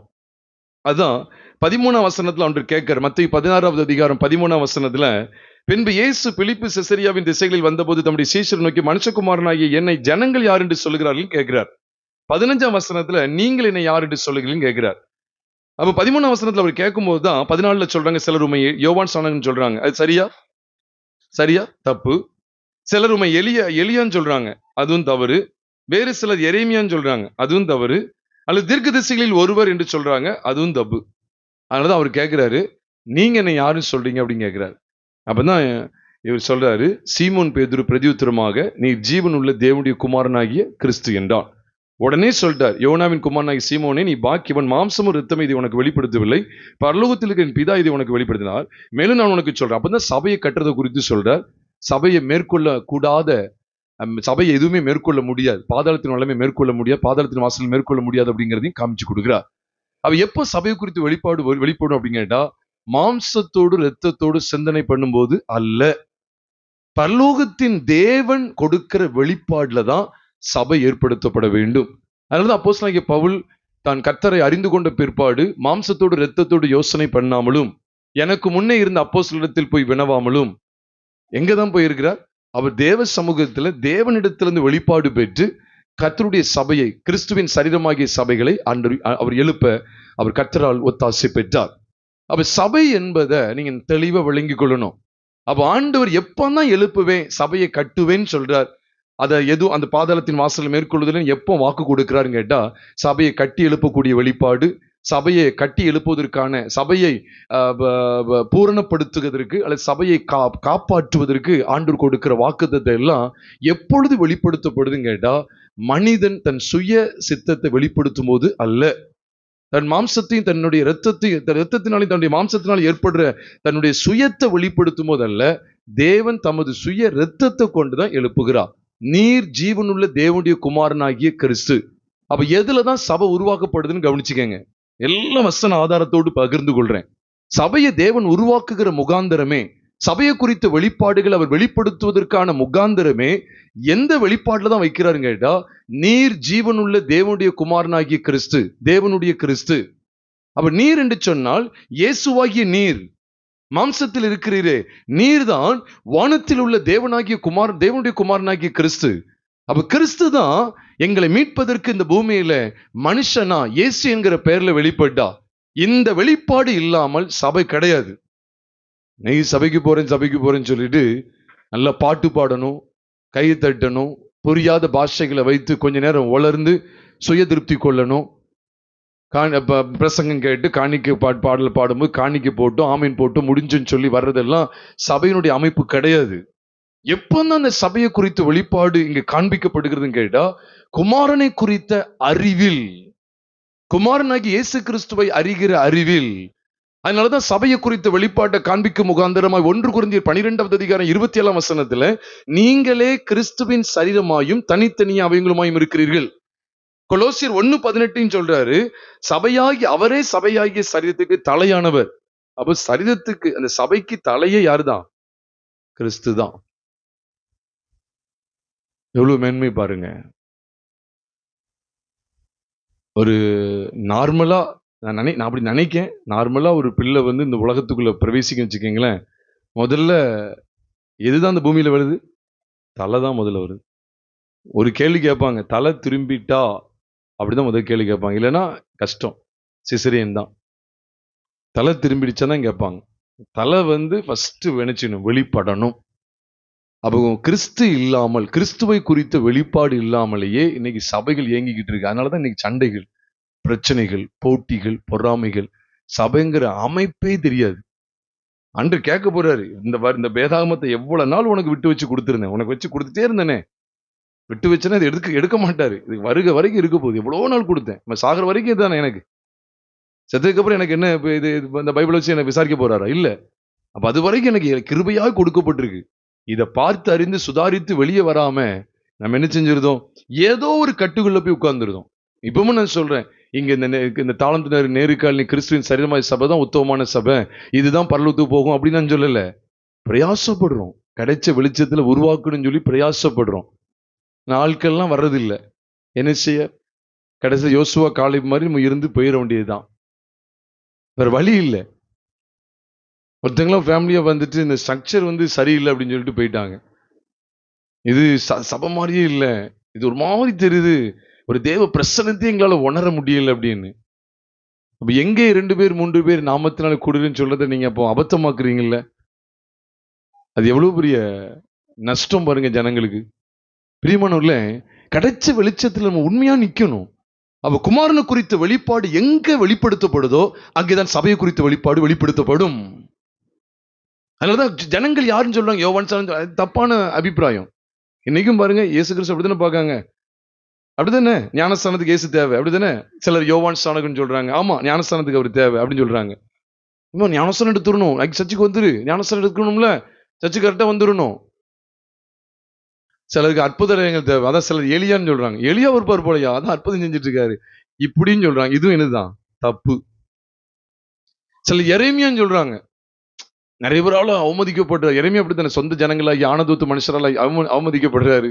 அது மாதிரி நிறைய பேர் ஒரு துரத்துறாங்க, வைக்கிறாங்க. இப்படியும் ஒரு கூட்டம் அறிஞ்சுக்கிட்டு சில என்ன சொல்றாங்க, தீர்க்கதரிசிகள்ல ஒருவர் நல்ல தீர்க்கசமா சொல்றாரு, சகையை பார்த்தா சகைன்னு சொல்லியிருந்தாரு, பேரை தெரியல ஆனா சொல்லியிருந்தாரு, உள்ளத்தில் உள்ளதை சொல்லியிருந்தாரு, சமரேசரை பத்தி சொல்லியிருந்தாரு, தீர்க்கதரிசி. ஆனால் நம்மளை பத்தி சொல்லுவாங்களா? எனக்கு எப்படி ஒரு கூட்டம் ஓடிக்கிட்டு இருக்கு, பேரை சொல்லி கூப்பிட மாட்டாங்களா? யார் இந்த சகையு? சகையு உன்னை கத்த தொடுகிறார், இப்படி யாராவது சொல்லிட மாட்டாங்களா? இப்படி ஒரு கூட்டம் ஓடுது. இதெல்லாம் அவருக்கு திருப்தியா இல்லை. அதனாலதான் கேட்க, நீங்க என்ன யாருன்னு சொல்லுவீங்கன்னு சொன்னதான் கரெக்டா சொன்னதை சொல்லிட்டாரு. மற்ற எல்லாம் மாம்சத்தோடு ரத்தத்தோடு யோசனை பண்ணி சொல்லுது. ஆனா பேதுரு கரெக்டா சொல்லிட்டாரு, நீ ஜீவனுள்ள தேவனுடைய குமாரன் அப்படின்னு சொல்லி. தேவகுமாரன் உங்களை என்னை மீட்பதற்காக இந்த பூமியில மாம்சத்தில் வெளிப்பட, மாம்சத்தில் வந்த கிறிஸ்துவ குறித்த வெளிப்பாடு எங்க இருக்குதோ அங்கதான் சபை இருக்கு. இது நானா புதுசாவே சொல்றேன் இல்ல, பைபிள் அப்படிதான் இருக்கு. கர்த்தருக்கு நான் மகிமையை செலுத்துகிறேன். அதனாலதான் கிறிஸ்துவின் சரீரமாகிய சபையின் வளர்ச்சிக்காக தான் கர்த்தர் பிரயாசப்பட்டு கொண்டே இருக்கிறார். பொதுவா சபையையும் கிறிஸ்துவையும் எவ்விதமா அடையாளப்படுத்தலாம்? நான் கொஞ்சம் டைம் இல்லாதனாலதான் கொஞ்சம் வேகமா போறேன். எல்லாமே மேலோட்டமா தான் சொல்ல முடியல. அந்த ஒரே மத்திய 16லயே நம்ம நிக்க முடியும். 1 மணி நேரம் இல்ல 2 மணி நேரம் 3 மணி நேரம் இதுலயே நிக்க முடியும். அதுக்குள் நிக்க விரும்பல. சபையினுடைய தோற்றம், அதனுடைய ஊழியங்கள், ஊழியக்காரர்கள் யார் யார் எப்படி இயங்கணும் எல்லாத்தையும் வேகமா சொல்லி நான் இந்த பகுதியை முடிக்க வாஞ்சிக்கிறேன். இப்ப சபையில்னு சொல்லும் போது அப்ப அவர் வாசம் பண்ணணும். எப்படி வாசம் பண்றது? இவன் பாருங்களேன், ஒரு மேய்ப்பன் ஆடுகளோடு வாசம் பண்றான்னு பண்ணலையா? வாசம் பண்றாரு. ஆடுகளை பாக்குறாரு, தூக்குறாரு, ஒண்ணு கீழே விழுந்தா அதை எடுத்து நிப்பாட்டுறாரு, அடிபட்டா தொடச்சு காயம் கட்டுறாரு, எல்லாம் பண்றாரு. அப்போ ஆடுகளோடு வாசம் பண்ணுகிற மேய்ப்பனை போல. அப்ப ஒரு மேய்ப்பன், ஆடுகள் சபைங்கிற தோற்றத்தை பெறும்போது சபையை நடத்தக்கூடிய இடத்துல மேய்ப்பனாகி கிறிஸ்து இருக்கிறார். அப்ப மேய்ப்பனாகி ஊழியர் இல்லையான்னு கேட்டுறாங்க. நம்ம எல்லாருமே ஊழியர்களும் எவர்களுங்க, நம்ம எல்லாரும் அவரோடு இணைக்கப்பட்டவங்க தான். அது யாரா இருந்தாலும் சரி, நான் வசனம் எல்லாமே சொல்றேன், உங்களோடு பகிர்ந்து கொள்ள அவ்வளோ ஆவலா நிற்கிறேன். கர்த்தருக்கு நான் மகிமை செலுத்துகிறேன். அப்போ சபை அப்படின்னு சொல்லும்போது பாருங்க, அது ஆடுகள் அப்படிங்கிற ஸ்தானத்தை எட்டும்போது கிறிஸ்து மேய்ப்பனா இருக்கிறார். அப்ப கிறிஸ்து மேய்ப்பன் என்றால் சபை ஆடுகள் என்கிற ஸ்தானத்தில் இருக்கு. கிறிஸ்து சரீரத்தின் தலை அப்படின்னு சொன்னா, நம்ம எல்லாரும் சபை என்பது அவரோடு இணைக்கப்பட்டிருக்கிற சரீரத்தின் அவயவங்களா இருக்கிறது. கிறிஸ்து பிரதான மேய்ப்பன். நான் சொல்ற எல்லாத்துக்கும் வசன ஆதாரம் இருக்கு. இப்ப கிறிஸ்து மேய்ப்பன், அவருடைய ஆடுகள், அவருடைய சபை ஆடுகளுக்கு அடையாளமா இருக்கிறது என்பதை யோவான் 10வது அதிகாரத்துல பார்க்கிறோம். கிறிஸ்து மெய்யான திராட்சை செடியா இருக்கும்போது சபை அவரோடு இணைக்கப்பட்டிருக்கிற கொடிகள் என்பதற்கு யோவான் 15வது அதிகாரத்துல வசனங்கள் காண்பிக்கப்பட்டிருக்கிறது. கிறிஸ்து பிரதான ஆசாரியர் என்று சொல்லும்போது அவருடைய சபை பிரதான ஆசாரிய ராஜரீக ஆசாரிய கூட்டம் என்று சொல்லி வேதத்திலே 1 பேதுரு 2வது அதிகாரம் 9ஆம் வசனத்துல சொல்லப்பட்டிருக்கிறது. இவ்விதமா அப்போ கிறிஸ்து மணவாளன் என்று சொல்லும்போது அவருடைய சபை மணவாட்டி என்கிற ஸ்தானத்தை பெற்றிருக்கிறத எபேசியர் 5வது அதிகாரத்துல நீங்களும் நானும் பார்க்க முடிகிறது. இயேசு கிறிஸ்து ஜீவனுள்ள கல் என்று சொல்லும்போது அவர் மேல் கட்டப்படுகிற அஸ்திபாரமாய் அவர் மேல் கட்டப்படுகிற ஜீவனுள்ள கற்கள் என்கிற ஸ்தானத்துல சபை காண்பிக்கப்படுகிறத 1 பேதுரு 2வது அதிகாரம் 4வது வசனத்துல 4 மற்றும் 5 ஆகிய 2 வசனங்களில பார்க்க முடிகிறது. எவ்வளவு அழகா இருக்கு பாருங்க. கிறிஸ்து குரு அப்படிங்கிற அந்த ஸ்தானத்தில் இருக்கும்போது அவருடைய சபை அவருடைய அடிச்சுவடுகளை பின்பற்றக்கூடிய சீஷர்கள் என்கிற ஸ்தானத்தை பெற்றிருக்கிறத வேதத்துல பார்க்க முடிகிறது. லூக்கா 14வது அதிகாரம் 24, 25, 26, 27, 28 ஆகிய வசனங்களில் எல்லாம் நாம் பார்த்து வருகிறோம். இதெல்லாமே பரிசுத்த வேதாகமத்துல நமக்கு திட சாட்சியாய் காண்பிக்கப்பட்டிருக்கிற கிறிஸ்துவுக்கும் அவருடைய சபைக்கு இடையில இருக்கிற ஆழ்ந்த உறவு சம்பந்தப்பட்ட அடையாளங்கள். கர்த்தருடைய பரிசுத்த நாமம் மகிமைப்படுவதாக. சரி, இப்போ நம்ம ரொம்ப பேர வேண்டாம், ஏன்னா டைம் கம்மியா இருக்கு. கர்த்தருக்கு ஸ்தோத்திரம். இப்போ நமக்கு ஒரு கேள்வி வருது. சரியா, இந்த சபையை சொல்றீங்க, இந்த சபை எக்லீசியா அழைக்கப்பட்ட கூட்டம் ஒன்று கூடி வருவது இதை சொல்றீங்க. இதுல சபை கூடி வருதல்ல. இப்ப நமக்கு இங்க பாத்தீங்கன்னா வாரந்தோறும் கர்த்தருடைய பந்தி உண்டு. இப்ப சில இடத்துல பாத்தீங்கன்னா மாசத்துக்கு ஒரு முறை வச்சிருப்பாங்க, சில இடத்துல 3 மாதத்துக்கு ஒரு முறை வச்சிருப்பாங்க, சிலர் 6 மாதத்துக்கு ஒரு முறை வச்சிருப்பாங்க. நான் சொல்றேன், வாரத்துக்கு ஒரு முறை வைப்பது சால சிறந்தது. இது ஒரு ஆலோசனையா மட்டும் இல்ல, வேதத்தின் அடிப்படையில சொல்றேன். நம்ம வேதத்துல தெளிவா சொல்லப்பட்டிருக்கு.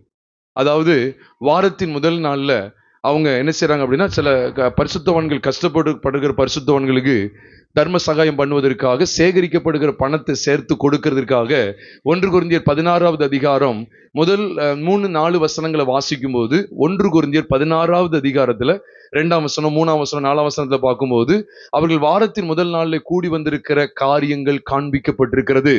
அது அங்க மாத்திரம் இல்ல, அப்போஸ்தலர் 20வது அதிகாரம் 7ஆம் வசனத்துல பார்க்கும்போதும் வாரத்தின் முதல் நாளிலே சீஷர்கள் கூடி வந்திருக்கும் போது அவர்கள் அப்பம் விற்கையில் என்று சொல்லப்பட்டிருக்கிறது. பொதுவா சபையினுடைய காரியங்களை நான் கொஞ்சம் வேகமா சொல்லுகிறேன். பொதுவா அவரை மகிமைப்படுத்துகிற பகுதி சபையில உண்டு.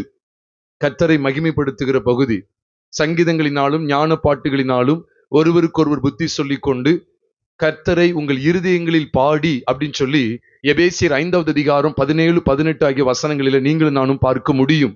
ஆக கர்த்தரை ஆராதிக்கிற பகுதி. அதற்கு பிறகு கர்த்தருடைய பந்தி ஏன் ஒவ்வொரு வாரமும் சபையில இருக்கிறது நல்லது அப்படின்னா, இப்ப நிறைய பேர் என்ன நினைப்பாங்கன்னா, ஐயா நிறைய பேர் அலட்சியம் பண்ணிடுவாங்க, கர்த்தருடைய பந்தி அலட்சியம் பண்ணிடுவாங்கன்னு சொல்லுவாங்க. நான் எப்பவுமே சொல்றேன், வேதத்தில் உள்ள மேன்மையான வழியை உங்களுக்கு தெரியப்படுத்துறேன், அவ்வளவுதான். மேன்மையான வழியை உங்களுக்கு நான் தெரியப்படுத்துறேன். நான் ஆரம்பத்தில் கூட சொல்லியிருக்கிறேன், ட்ரெயினில் நான் வரும்போது கூட ஒரு சில வருஷங்களுக்கு முன்பாக வட மாநிலத்திற்கு போய் நான் தனியாக போயிட்டு நான் திரும்பி வரும்போது, அப்போ நான் 2-3 நாள் ஆகும் ட்ரெயின் டிராவலில். அப்போ ஒரு நாள் நான் சனிக்கிழமை உட்காந்து நான் வாசிட்டு இருக்கும், பைபிளை வாசிட்டு இருக்கும்போது என்னை பார்த்த ஒரு தம்பி, அவர் போதகருடைய மகன், அவன் பார்த்து என்ன சொல்ல, நாளைக்கு நீங்கள் சர்ச்சுக்கு எங்கே போவீங்க? ட்ரெயினில் தானே போய்கிட்டு இருக்கோம், சர்ச்சுக்கு எங்கே போகிறது? சர்ச்சுக்கு போனால் அப்புறம் அவ்வளோதான், ட்ரெயின் நம்மளை விட்டுட்டு போயிடும்.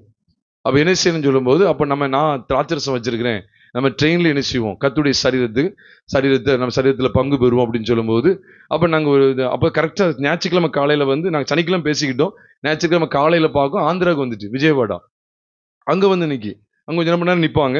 அங்கே உடனே காலை சாப்பாடு வாங்கும்போது அதில் ஒரு சப்பாத்தியும் சேர்த்து தான் வைப்பாங்க. அந்த ஸ்டைலில் சப்பாத்தி வச்சுட்டாரு. அப்போ நாங்கள் ஜெபம் பண்ணி பாடி ஜெபம் பண்ணி பாடல் பாடி வேத பகுதியை வாசித்து கர்த்தருடைய சரீரம் அவருடைய விலையேற பெற்ற ரத்தத்துக்கு அடையாளமாக இந்த அப்பத்திலையும் திராட்சரசம் எல்லாத்தையும் வைத்து நான் கொஞ்சம் சின்னதாக ஷேர் பண்ணேன். ஜெபம் பண்ணி நாங்க கிடைச்சோம், கர்த்தருடைய சரீரத்துல பங்கு பெற்றோம். நான் மறக்கவே முடியாது. அப்பதான் உண்மையிலேயே நான் அதோடைய மேன்மையை நான் உணர்றேன். வாரம் வாரம் கட்டாயம் நம்ம அதில் அனுசரிக்கணும் அப்படிங்கிற மேன்மையை நான் உணர்றேன். உங்களுக்கும் தெரியும், ஏறக்குறைய ஒரு 3 வருடங்களா நமக்கு இந்த வாரம் வாரம் நம்ம கர்த்தருடைய பந்தியில இருக்கிறது அவங்க எல்லாருக்குமே தெரியும். அப்போ இது அலட்சியம் பண்றதுக்காக கிடையாது. அப்படி பார்த்தா பாரு, இந்த இவ்வளவு தெய்வீகமான என்ன, இவ்வளவு மேன்மையான இந்த பரிசுத்த வேதாகமத்தை நீங்க வார வாரம் எடுத்து படிக்கிறது எவ்வளவு பெரிய தப்பு. இப்போ தினந்தோறும் இப்படி எடுக்கலாம் இத. இது இவ்வளவு மேன்மையானதுல இது தினந்தோறும் எடுத்து பார்க்குற அளவுக்கு இதை சீப்பா போயிட்டா உங்களுக்கு. சில மதத்தில் உள்ளவங்க என்ன செய்றாங்க, அதை எடுத்து ஒரு துணியை விரிச்சு அது மேல அப்படியே பவ்யமா வச்சு நீங்க அப்படிலாம் பார்க்க வேண்டிய புஸ்தகம்லாம் இது. நம்ம மனுஷர்ல குறித்து பேசிட்டு இருக்கோம். மனுஷங்க கூடி வர்றதுலயே நம்ம அலட்சியம் பண்ணுவோம் அப்படின்னா, இது எவ்வளவு பெரிய பரிசுத்த வேதம், நம்மளை விட பெருசா இல்லையா? எவ்வளவு பெரியது. இதை தினமும் எடுத்து வாசிக்கிற அளவுக்கு உங்களுக்கு என்ன துணிச்சல்? அப்படி யாராவது கேட்டா எப்படி இருக்கும்? என்ன இவ்வளவு சாதாரண இந்த புக்கு மாதிரி எடுத்து தினமும் எடுத்து வாசிக்கிற அளவுக்கு இதாயிட்டோ? 3 மாசத்துக்கு ஒரு தடவை தான் வாசிக்கணும் பாத்துக்கங்க. இது எவ்வளவு தெய்வீகமான புஸ்தகம். இதுக்கு கனம் கொடுக்கணும். இது டக்குன்னு எடுத்து வாசிக்கலாமா? இது அப்படி கிடையாது பிரியமானவர்களே. வாரத்தின் முதல் நாள்ல அவர்கள் கூடி வந்திருக்கும் போது அப்பம் விட்டார்கள் என்பதற்கு வசன ஆதாரம் இருக்கு. நான் தான் சொன்ன அப்போஸ்தலர் 20:7 தெளிவா இருக்கு.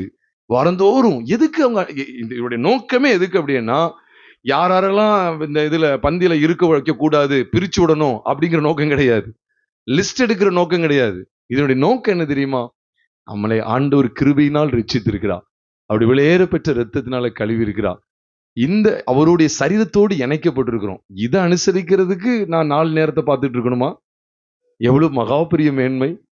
வாரந்தோறும் சபை கூடி வருது இல்ல, நாம் இதை அனுசரிப்பது எவ்வளவு மகத்துவமானது. இது அலட்சியம் பண்ற நோக்கத்துக்கே கிடையாது. அப்படி பார்த்தா, ஐயோ இந்த பரிசுத்த ஸ்தலத்தை நீங்க வந்து வாரந்தோறும் வந்து போயிட்டு இருக்குது, அலட்சியம் பண்றீங்க. வருஷத்துக்கு ஒரு முறை பொத்தி பாதுகாக்கணும்னு சொன்னா ஒரு புறமதஸ்தர் அதான் செஞ்சுட்டு இருக்காங்க. வருஷத்துக்கு ஒரு முறை தான் திறக்கணும், இடத்துக்குள்ள போயிடக்கூடாது, யாரும் கண்டுறக்கூடாது, பூட்டி வச்சு என்ன ஒரு வாசல் இன்னொரு வாசல்லாம் வச்சு பூட்டி வச்சு.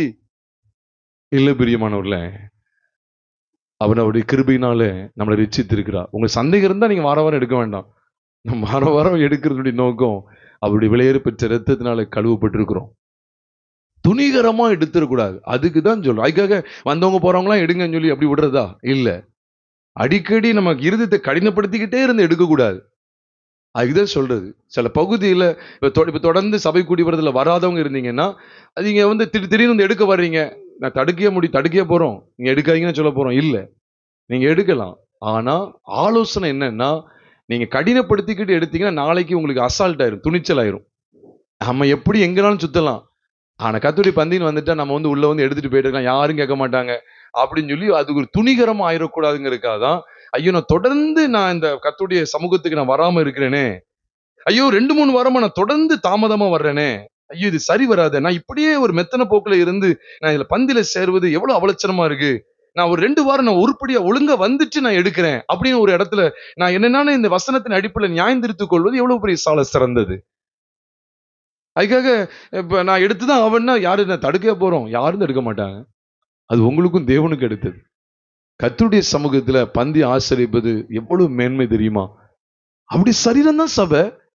வார வாரம் பங்கெடுக்க வரோம். எங்க பங்கெடுக்க வரீங்க? நேர்காணல் இந்த கூடாரத்துக்குள்ள உட்கார்ந்துட்டு போறதுக்கா? இந்த தார்பாயில வந்து உட்கார்ந்துட்டு போறதுக்கா? எதுக்கு வர்றோம்? அப்படி சரீரத்துல பங்கு பெறதான் வர்றோம். பிறகு நம்ம அப்பத்தையும் ரசத்தையும் விளக்குறது என்ன விதத்துல நியாயம் கேட்கிறேன். அப்ப நம்ம தேவனுடைய சபையை கூடி வரலையா? கிறிஸ்துவின் சரீரத்தின் அவயவங்களை நம்ம கூடி வரலையா? நம்ம தலையோடு இணைக்கப்பட்டிருக்கோமா இல்லையாங்க?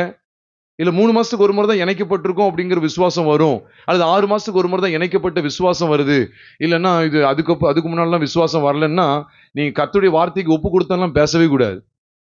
வார வாரம் செய்தி கேட்டு என்னை ஒப்பு கொடுத்தேன், தேவன் என்னை அப்படியே என்னை உருவாக்கினா என்னை, அப்போ வந்து நீங்க சுத்திகரிக்கவே படலைன்னு அர்த்தம். உன் வாழ்க்கை கிறிஸ்துவுக்குள்ள சரியே இல்லைன்னு அர்த்தம். சரியில்லைனால தானே எடுக்க மாட்டேங்க. நம்ம சரியா இருக்கிறோம் தானே. இல்லையா சரியில்லையா, நான் சரியா இருக்கு 6 மாசம் ஆகும், 6 மாசத்துக்கு ஒரு தடவை தான் நான் சரியாவேன் அப்படின்னு நினைச்சீங்கன்னா அது உங்க விசுவாசம்.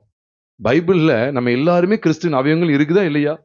அல்லது வாரத்துக்கு 5 நாள் அவருடைய தலையை விட்டு பிரிஞ்சு இப்படியே ஒரே ஓட்டமா ஓடி தலையில்லாத ஆளா ஓடிட்டு வாரத்துக்கு 6 மாசத்துக்கு ஒரு முறை தான் தலையோட இணைவுங்கிற கான்செப்ட் சொல்லுங்க. இல்லைங்க, எல்லாமே சத்தியத்தை நீங்க பார்த்து சரியா அறியணும். இந்த மாசத்துக்கு ஒரு முறை, வாரத்துக்கு 2-3 மாசத்துக்கு ஒரு முறைங்கிறதுலாம் வேதத்துல சொல்லப்படாது. அதுன்னு சொல்லியிருந்தேன். வேதத்துல இல்லவே இல்லை. 3 மாசத்துக்கு ஒரு முறை சொல்லி எங்க வேதத்துல இருக்கு? வாரத்தின் முதல் நாள்ல சீஷர்கள் கூடி வந்திருக்கையில் அவர்கள் அப்பம் விற்கையில் அப்படின்னு இருக்கு பைபிள். அதான் மீண்டும் அழுத்தம் கொடுக்குறேன். அப்போஸ்தலர் 20:7. சிலர் ஏன் வாரத்துக்கு ஒரு முறை வைக்க மாட்டாங்க, மாசத்துக்கு ஒரு முறை வைக்காங்கன்னா, செலவு தானே, ஏன் போட்டு செலவு பார்த்துட்டு இருப்பானே. இந்த செலவு இதெல்லாம் கிடையாது. கர்த்தருடைய பிள்ளைகள் இங்க வசனம் அப்படின்னா வசனம் தான். கூடி வந்தாகணும்னா வந்தாகணும். ஆண்டவருக்கு நான் மகிமையை செலுத்துகிறேன். சரி, சபையில இப்படிலாம் ஒரு ஒழுங்க தேவன் வச்சிருக்கிறார்ல. இப்ப சபையில ஊழியங்கள் அப்படின்னு சொல்லும்போது, இப்ப சிலர் இப்ப என்ன நினைக்காங்கன்னா, சபையில ஒரே ஒருத்தர் தானே ஊழியம் செய்யறாரு அப்படின்னு சொல்லி இருக்குதா அப்படின்னு கேட்டா அப்படி கிடையாது. பைபிள்ல கிடையவே கிடையாது. ஒருவேளை ஒரு குறுகிய கூட்டம் இருக்கும்போது ஒருத்தர் 2 பேர் அப்படி நடத்திக்கிட்டு இருக்கலாம். ஆனா அது வளர்ந்து வரும்போது கட்டாயமா சொல்றேன், அது இந்த சபையோ எந்த சபையோ, கட்டாயமா ஒரு மனிதன், ஒரே மனிதன் ஆட்சி செய்வது, ஒரே மனிதன் நடத்துவது என்பது கிறிஸ்தவ சபையினுடைய லட்சணம், தோற்றம் அல்ல. அதுக்கு பைபிள்ல எந்த ஆதாரமும் கிடையாது. நீங்க பழைய உடன்படிக்கை பேசக்கூடாது. பழைய உடன்படிக்கை அதுவும் வசனம் தானே சொன்னீங்கன்னா நீ புதிய ஏற்பாட்டுக்குள்ள வரவே கூடாது. பழைய உடன்படிக்கையில் உள்ள வசனங்களுக்கு எவ்வளவு விகற்பமா புதிய ஏற்பாடு சத்தியங்கள் காண்பிக்கப்பட்டிருக்கு. பழைய உடன்படிக்கையில கண்ணுக்கு கண் பல்லுக்கு பல்லுன்னு பேசின அதே தேவன் தான் இங்க மாத்துறாரு. தீமையோடு எதிர்த்து நிற்க வேண்டான்னு. தீமைக்கு தீமை தானே செய்ய சொன்னாரு. கண்ணுக்கு கண் பல்லுக்கு பல் நொறுக்குதலுக்கு நொறுக்குதல் தோலுக்கு தோல் எல்லாம் சொன்னவர். ஜீவனுக்கு ஜீவன் சொல்லி ஜீவனை ஒருத்தனை கொண்டுட்டானா ஒருத்தனை கொல்லணும். ஆனா ஏன் புதிய ஏற்பாடுல அதை சொன்ன அதே அவர் தானே மாத்துறாரு. அவர் தானே இவரு. சொல்லுங்க, அங்க கொடுத்தவர் தானே இங்க கொடுக்கிறாரு. நான் உங்களுக்கு சொல்லுகிறேன், தீமையோடு ஒருவனும் தீமையோடு எதிர்த்து நிற்க வேண்டாம். ஒருவன் ஒரு கணத்தில் அறைந்தால் மறு கணத்தில் என்ன செய்? அது நியாயப்பிரமாணம் இல்லையே. நியாயப்பிரமாணத்துல ஒரு கணத்துல அடைஞ்சா அவனுக்கு இன்னொரு கணத்துல அடிக்கணும். அப்படித்தானே? அறைக்கு அறை, அடிக்கு அடி, தழும்புக்கு தழும்பு, காயத்துக்கு காயம். அவர் மாத்துறாரு. அப்போ புது உடன்படிக்கையினுடைய சாரத்தையும் மாத்துறாரு. பழைய உடன்படிக்கையில மோசேங்கிற ஒரு மனிதன் மூலமா நடத்துறாரு. அது பழைய உடன்படிக்கை. மோசைக்கு அப்புறம் யோசுவா.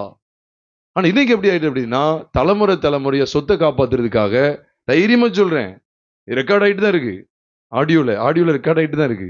தைரியமா சொல்றேன், இது சொத்தை காப்பாத்துற ஊழியமாயிட்டு. என்ன காரு வசதி வீடுகள் எல்லாம் வந்துட்டு இதை சபையில இருக்கிற ஒருத்தங்கையில ஒப்படைச்சிட்டு போறது அது எப்படி கஷ்டம்? பிள்ளைகளுக்கு கொடுக்க வேண்டாமா? இது உன் சுய புத்தி. இந்த புத்திக்கு நல்ல நீ வாங்கி கொள்வ. நீ வாங்கி கட்டுதான் போற. இன்னைக்கே மனம் திரும்பிரு. ஒரு மனித ஆட்சி என்பது புதிய ஏற்பாட்டுல கிடையவே கிடையாது. அது எப்படியே சொல்றீங்க அப்படின்னு கேட்கலாம். நல்ல கவனிங்க. இதைதான் நான் பெந்தெகோஸ்தே சபைகளா இருக்கட்டும், பாரம்பரியமாய் வரக்கூடிய கத்தோலிக்க மற்றும் சிஎஸ்ஐ சபைகளா இருக்கட்டும், இது எல்லாத்துக்குமே இந்த வேத வசனங்கள் எதிராக தான் இருக்கு. ஏன் அப்படின்னா, இன்னைக்கு பாருங்க, இன்னைக்கு பெந்தெகோஸ்தே ஊழியமா இருந்தா அது ஒரு மனித ஆட்சியா ஒரே குடும்பம் தான் நடத்திட்டு இருக்கிற மாதிரி, அது ஒருத்தர் தான் நடத்துற மாதிரி காரியங்கள் வருது.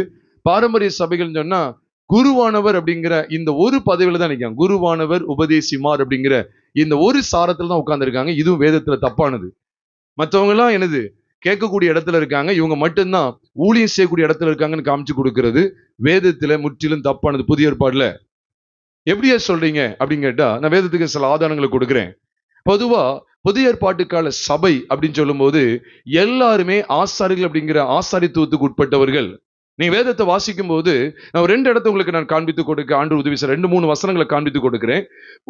அதாவது வெளிப்படுத்தல் 1வது அதிகாரம் 6வது வசனத்தை நாம் வாசிக்கும் போது, அங்கே நம்மிடத்தில் அன்பு கூர்ந்து நம்முடைய பாவங்கள நம்மை கழுவி நம்மை தேவனுக்கு முன்பாக ராஜாக்களும் ஆசாரிகளும் ஆக்கின அவருக்கு மகிமை கனம் உண்டாவதாக அப்படின்னு சொல்லி போட்டிருக்கு. அப்போ நம்மை அப்படி ரத்தத்தினால கழுவி நம்மளை தேவனுக்கு முன்னால் எப்படி ஆக்கிட்டாரு? ராஜாக்களும் ஆசாரிலும் ஆக்கிட்டார். அந்த பாட்டை பாடுறவங்களே வெளிச்சம் இல்லாம தானே வாழ்ந்துட்டு இருக்காங்க. ராஜாக்களும் நாங்களே ஐயா, ஆசாரியர்களும் நாங்களே ஆராதிக்கிறோம். ஆராதி எங்கே தூக்கி போட்டு என்ன பிரிச்சு கொண்டு போயிட்டீங்க? ராஜாக்கள் ஆசாரிகள் எங்கேயும் பிரிச்சுட்டீங்க. நாங்க தான் செய்தி, நாங்க தான் அந்த ஊழியம் செய்யறதுக்கு உள்ளவர்கள். நான் சொல்றேன், ஆசாரியர்கள் ராஜாக்கள் என்பதெல்லாம் அவருடைய ரத்தத்தினால கழுவப்பட்ட சபை என்பது ஆசாரிய கூட்டமா இருக்கிறது. அப்ப திருச்சபையில் இருக்கிற ஒவ்வொரு அங்கத்தினருமே ஆசாரியரா இல்லையா? பைபிள் படி சொல்லுங்க. சொல்லுங்க. நீங்க யோசித்தீங்கன்னா அப்புறம் இயேசுவின் ரத்தத்தினால கழுவப்படலன்னு அர்த்தம். உங்களுடைய பாவம் நீக்கப்படலன்னு அர்த்தம். நீக்கப்பட்டுட்டா இல்லையா? பாஸ்டர்மாருடைய பாவம் தான் நீக்கப்பட்டு அவங்க ஆசிரியர் ஆயிருக்காங்களா? இல்ல எல்லாருடைய பாவமும் நீக்கப்பட்டு நம்ம எல்லாரும் ஆசிரியர் ஆயிட்டோம்னு சொல்லி பைபிள் காமிச்சு கொடுக்கா? எல்லாரும் ஆசாரியர்கள் தான். ஆசாரியர்களுக்கு ஒவ்வொரு பணிவிட இருக்கு. அதுக்காக மைக்க பிடிக்கிறது மட்டும்தான் இல்லை, எல்லா பணிவிடைகளும் உண்டு. ஆனா எல்லாருமே ஊழியக்காரர்கள் அப்படிங்கிற ஸ்தானத்தை புதிய ஏற்பாடு சத்தியம் காண்பிக்கிறது. அதுதான் பேதுரு ஆண்டு வெளிப்படுத்தும் போதும் பாருங்க, சபையை குறித்து வெளிப்பாட பேசிக்கிட்டு இருந்த அந்த பேதுரு தான் ஆண்டவர் அந்த பேதுரு தான் பேசிட்டு இருந்தார். இப்ப சொல்றாரு பாருங்க, 1 பேதுருவின் புஸ்தகம் 2வது அதிகாரம் 4வது வசனத்திலையும் 9ஆம் வசனத்தையும் பார்க்க போறோம். மன்னிக்கவும், 5ஆம் வசனத்தையும் 9ஆம் வசனத்தையும் பார்க்க போறோம். என்னது? 1 பேதுரு 2வது அதிகாரம் 5வது வசனத்தையும் 9வது வசனத்தையும் இப்ப வாசிக்க கேட்கலாம். முதல்ல 5 வாசிங்க. 1 பேதுரு 2வது அதிகாரம் 5வது வசனம். ஆ ஆ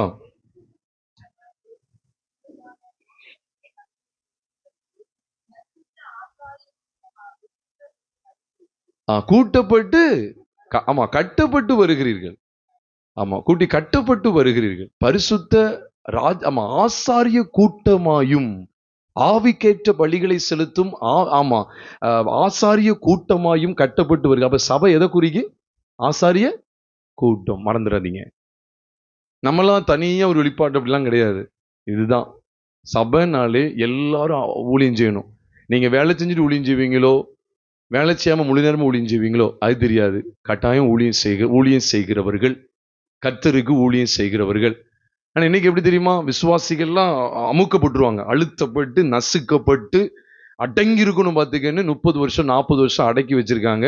இது வேதத்திற்கு முரண்பாடானது. நான் ஏதோ இன்னைக்கு எனக்கு ஊழியத்துக்கு ஆட்கள் தேவைங்கிறதுக்கு கூப்பிட நினைச்சிடாதீங்க. இந்த சத்தியத்தை தெளிவா அறிவிக்க ஆயத்தமா இருக்கிறேன். ஏன்னா ஆசாரிய நம்ம கூட்டமா இருக்கிறோம். 9ஆம் வசனத்தையும் வாசிடலாம். இதே அதிகாரம் 9ஆம் வசனத்தை வாசிங்க. ஆ ஆ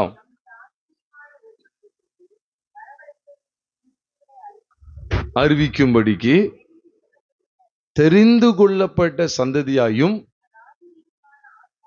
ராஜரீகமான ஆசாரிய கூட்டமாயும் பரிசுத்த ஜாதியாயும் அவருக்கு சொந்தமான ஜனமாயும் இருக்கு. அப்ப சபைக்கு அவங்க எழுதுறாங்க. சபைக்கு எழுதும்போது பரிசுத்த ஜாதி, அவருக்கு சொந்த ஜனம், ராஜரீக ஆசாரிய கூட்டம். எதுக்கு இதை இவ்வளவு அழுத்தம் கொடுக்கிறேன்னா, பழைய உடன்படிக்கையில ஆசாரியத்துவம் ஒரு குறிப்பிட்ட கோத்திரத்தாரையே சார்ந்ததாய் காணப்பட்டது. ஒரு குறிப்பிட்ட கோத்திரத்தார் மட்டுமே கர்த்தருடைய ஊழியத்தை செய்யக்கூடியவர்களாய் அவர்களை சபையில முதன்மையாய் காணப்பட்டிருந்தார்கள். புதிய ஏற்பாட்டில் அப்படி கிடையாது. எல்லாரும் இதுதான் நீங்க கவனிக்கணும். இன்னொரு காரியம் கவனிக்கணும். நீ சில இல்லை, பல சபைகளில் நீ ஜாதி கூட உள்ள வந்துச்சு. ஏன்னா இப்போ ஒரு குறிப்பிட்ட ஜாதியில் தான் அவங்க முன்னால நிறுத்தணும், மற்றவங்களை அற்பமா நினைக்கணும் அப்படிங்கிற எண்ணெல்லாம் வந்துட்டு, இது வேதத்துக்கு முற்றிலும் முரண்பாடானது. அதுல எல்லாருமே சகோதர சகோதரிகள் என்கிற அந்த அடிப்படையில கர்த்தருக்குள்ளாக நிலைத்திருப்பது தான் கர்த்தருடைய சபை. அப்போ இங்க நம்ம பார்க்கிறோம் ஆசாரிய கூட்டம்னு இருக்கு. இதை நம்ம பார்க்கும்போது எப்படி இருக்கு தெரியுமா? அப்ப இன்னைக்கு உள்ள கத்தோலிக்க அல்லது சிஎஸ்ஐ, அவங்க தான் இப்போ குருவானவர், சபை ஊழியர், இவங்க தான் அந்த போதிக்கக்கூடிய அந்த தன்னை தனித்து காமிக்காங்களே, நாங்கள் தான் ஆசாரிகள் அப்படி காமிக்காங்களே, இது புதிய ஏற்பாடு சத்தியத்துக்கு ஒவ்வக்கூடியதா? சத்தமா சொல்லுங்க. இது ஒரு காலம் ஒவ்வாது. இன்னும் ஒரு தனிப்படம் மாதிரி, கூலிப்படம் மாதிரி தனிப்படையை அலைஞ்சிட்டு கிடக்க, பாஸ்டர் ஒரு ஜிப்பா போட்டுக்கிட்டு அல்லது ஒரு சஃபாரியை போட்டுக்கிட்டு அல்லது ஒயிட் அண்ட் ஒயிட்ல போட்டு கோட்டை போட்டுக்கிட்டு நாங்கள் சபை நடத்துகிறோம். நாங்கள் பிள்ளைகள் அப்படி மருமகன்மார்கள் இவங்களாம் சபை எல்லாம் கேட்கட்டும், பிரச்சனை கிடையாது. சத்தியத்துக்கு வைராக்கியமா நிற்கும். நீ வாய்ப்பே தர வேண்டாம். இந்த செய்தியை கேட்டுட்டு பெந்தேகோஸ்தே லைன்ல ஒரு வாய்ப்பு கூட தரணும் எனக்கு அவசியமே கிடையாது. இந்த சத்தியத்தை பேசுறதுல தெளிவாங்க நாங்கள் நிற்கிறோம். கர்த்தர் எங்களுக்கு கொடுத்த பாரம், கர்த்தர் கொடுத்த ஊழியம். நீ வேதத்துக்கு முரண்பாடான காரியங்களை செய்து கொண்டிருப்ப, அதுக்கு ஜால்ரா போடுகிற கூட்டம் அல்ல இது. வேதத்தை தெளிவா கற்றுக்கொள்ளணும். எங்கிருந்து படிச்ச நீனே? எங்கிருந்து படித்தாய்? இப்படி ஒரு மனித ஆட்சியை கொண்டு வர வேண்டும் சொல்லி ஒரே குடும்பம் ஒரே நபர் தான் நடத்துவாங்க அப்படின்னு சொல்லி எங்கிருந்து படித்தாய்? வேதத்துல இல்ல. எங்கிருந்து படித்தாய்? இல்ல 60-70 வருஷம். யாரு சொன்னா? 60-70 வருஷம், 90 வருஷம், 100 வருஷத்துக்கு முன்னால வந்த எழுப்புதல் வேதம். இது 100 வருஷம் இல்ல, காலகாலமா இருக்கு. இதுக்கு நீ பதில் சொல்லிதான் ஆகணும். சும்மா ஏன் இஷ்டத்துக்கு உங்க இஷ்டத்துக்கு இது வளைக்க முடியாது. பிரியமானவர்ல, நம்ம எல்லாரும் ஆசாரியங்கிற அந்த ஸ்தானம் வரும்போது குருத்துவ ஊழியம் அடிபட்டுரும். இதுல வேற இவங்க பிஷப்னு சொல்லிக்கிறாங்க. சரி, பிஷப்னு சொல்றீங்களே, எங்க ஒட்டுமொத்தமான எல்லா மாவட்டங்களையும் சேர்ந்து எல்லா மாவட்டங்களுக்கும் சேர்த்து ஒரு பிஷப் அப்படின்னு சொல்லி நம்ம மாவட்டத்துக்கு பிஷப்னு சொல்றீங்களே, பைபிள் அப்படி போடலையே. ஒரே ஊர்ல எத்தனை பிஷப்மார் இருக்காங்க பாருங்க. பிலிப்பியர் 1வது அதிகாரம் 1ஆம் வசனத்தை வாசிக்க கேட்கலாம். பிலிப்பியர் 1வது அதிகாரம் 1ஆம் வசனத்தை வாசிங்க. பிலிப்பியர் 1:1 எடுத்தீங்கன்னா உடனே வாசிங்க. ஆ ஆ ஆ பரிசுத்தவான்கள் அனைவருக்கும் கண்காணிகளுக்கும் உதவிக்காரருக்கும் எழுதுகிறதாவது. பரிசுத்தவான்கள் அப்படின்னா நான் வச்சுக்கோங்க சாங்டிஃபைட் சோல்ஸ், அதாவது சாங்டிஃபைடு பரிசுத்தவான்கள், ஹோலி மென். ரெண்டாவது கண்காணிகள் இருக்கு. கண்காணின்னு போடல, எப்படி போட்டிருக்கு? கண்காணிகள். ஆங்கிலத்தை பார்த்தீங்கன்னா பிஷப்ஸ் தான் இருக்கு. பிஷப், பிஷப்புக்கு தமிழ்ல என்ன தெரியுமா? கண்காணி. பிஷப்னா தான் நமக்கு தெரியும், 10,000 ரூபாய் 15,000 ரூபாய் இந்த செலவழிச்சு டைய போட்டுட்டு நானும் பிஷப்னு சொல்றது. வெக்கமே இல்லாம சாதாரண ஒரு இடத்துல நிற்பாங்க. ஒரு பைபிள் காலேஜ், ஒரு பிடிகேஜ், ஒரு சிடிகேஜ், ஒரு பிடி, அப்புறம் எம்டி, அவ்வளவுதான். பிஷப், முதல்ல பாஸ்டர், அப்புறம் ரெவரண்ட், அப்புறம் பிஷப், அப்புறம் நரகம். நான் சொல்றேன், வசனத்தை மாத்திராதீங்க. பிலிப்பி பட்டணத்தில் எத்தனை கண்காணிகள் இருக்காங்க பாருங்க. ஒரு பட்டணத்துக்குள்ள, ஒரு ஊர்ல எத்தனை கண்காணிகள் இருக்காங்க. அதனால இந்த சிஸ்டம் முற்றிலும் தப்பு. இன்னைக்கு இருக்கிற சிஸ்டம் தப்பு. அப்ப கண்காணிகள் அப்படின்னு சொல்லும்போது பிஷப்மார், ஆங்கிலத்துல பிஷப்ஸ் அப்படின்னு இருக்கு. பைபிள்ல நீங்க வாசிக்கணும். அப்ப பிலிப்பி பட்டணத்துல கண்காணிகள் அன்னைக்கு இருந்தாங்க. கண்காணிகள் அப்படின்னா, கண்காணியானவன் நல்ல நல்ல இதை விரும்புகிறான் அப்படின்னு சொல்றார். அவன் எப்படிப்பட்டவனா இருக்கணும் அப்படிங்கிற வெளிச்சத்தை எல்லாம் ஆண்டவர் பரிசுத்தவன்களுக்கு வெளிப்படுத்தி இருக்கிறார். அவருடைய பரிசுத்த நாமம் மகிமைப்படுவதாக. ஆண்டு சொல்லும்போது கண்காணியை குறித்த விஷயத்துல நீங்க பேதுருவின் புஸ்தகத்துக்கு வரும்போது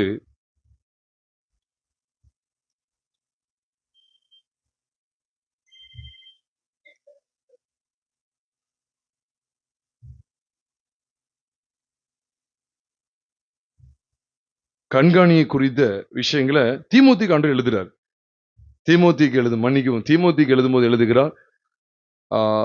வேதத்துல அது 1 தீமோத்தி, விசேஷம் 1 தீமோத்தி 3வது அதிகாரம் 5வது அதிகாரம் ஆகிய அதிகாரங்கள்ல வாசிக்கும் போது கண்காணிப்பை குறித்து, உதவிக்காரர்களை குறித்து, இன்னும் மூப்பர்களை குறித்த விசேஷ சத்தியங்கள் எல்லாம் அங்கே காண்பிக்கப்பட்டிருக்கிறத நீங்கள் நானும் பார்க்கிறோம். அதுல 1 தீமோத்தி 3வது அதிகாரம் 1 வசனத்துல கண்காணிப்பை விரும்புகிறவன் நல்ல வேலையை விரும்புகிறான், அது உண்மையான வார்த்தை. கண்காணியினாலும் குற்றம் சாட்டப்படாதுன்னு ஒரே மனைவி உடைய புருஷன் அப்படின்னு சொல்லிலாம் இங்க சொல்லப்பட்டிருக்கு. சிலருக்கு இந்த ஒரு குழப்பம் வந்துடக்கூடாது. அதை தொடர்ந்து 5ஆம் வசனத்துல ஒருவன் தன் சொந்த குடும்பத்தை நடத்த அறியாது இருந்தால் தேவனுடைய சபை எப்படி விசாரிப்பான்னு சொல்லும்போது, அப்ப இங்க உதவிக்காரர், கண்காணியானவன் இதை குறித்து சொல்லப்பட்டிருக்குது. 5வது அதிகாரத்துல மூப்பர்களை குறித்து சொல்லப்பட்டிருக்குது. அப்போ இதுல கண்காணி, மூப்பர்கள் என்பவர்கள் வேறு வேறு அப்படி நினைச்சிட வேண்டாம். மூப்பன், கண்காணி எல்லாமே கிட்டத்தட்ட ஒரே கேட்டகரியா தான் அன்று கொண்டு வர்றார். எதுக்காக சொல்றேன் அப்படின்னா, அப்போஸ்தலர் நடவடிக்கைகள் 20வது அதிகாரத்துல அப்போஸ்தலனாகிய பவுல் எபேசு திருச்சபையில ஏறக்குறைய 3 வருஷ காலமளவும் ஊழியத்தை நிறைவேற்றின பிற்பாடு, இப்ப அவர்களை விட்டு விடைபெறக்கூடிய நாள் வந்து விட்டது. அப்பதான் அவங்க எல்லாரையும் கூப்பிட்டு, இந்த மூப்பர்கள் எல்லாரையும் கூப்பிட்டு என்ன சொல்றாரு தெரியுமா? அப்போஸ்தலர் 20வது அதிகாரம் 17ஆம் வசனத்துல இருந்து வாசிக்க கேட்கலாம்.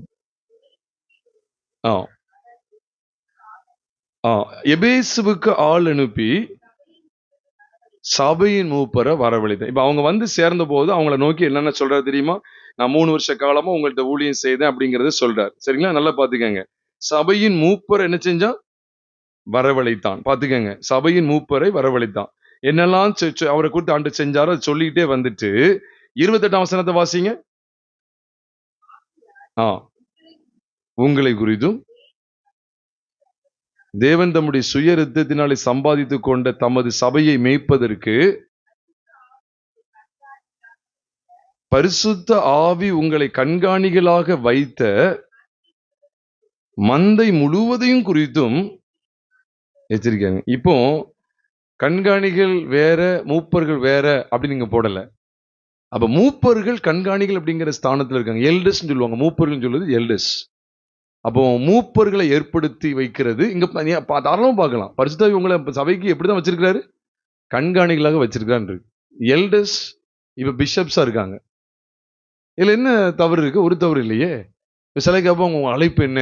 சுவிசேஷ அழைப்பு, நீங்க பாஸ்டர் ஊழியத்தை செய்யக்கூடாது அப்படின்னு சொல்லலாம். எங்க எங்க போட்டிருக்கு? எங்க பைபிள்ல போட்டிருக்கு? நீங்க சுவிசேஷ அழைப்பு பெற்றிருக்கீங்க.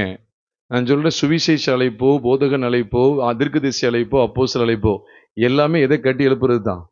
சபையை கட்டி எழுப்புறது தான்.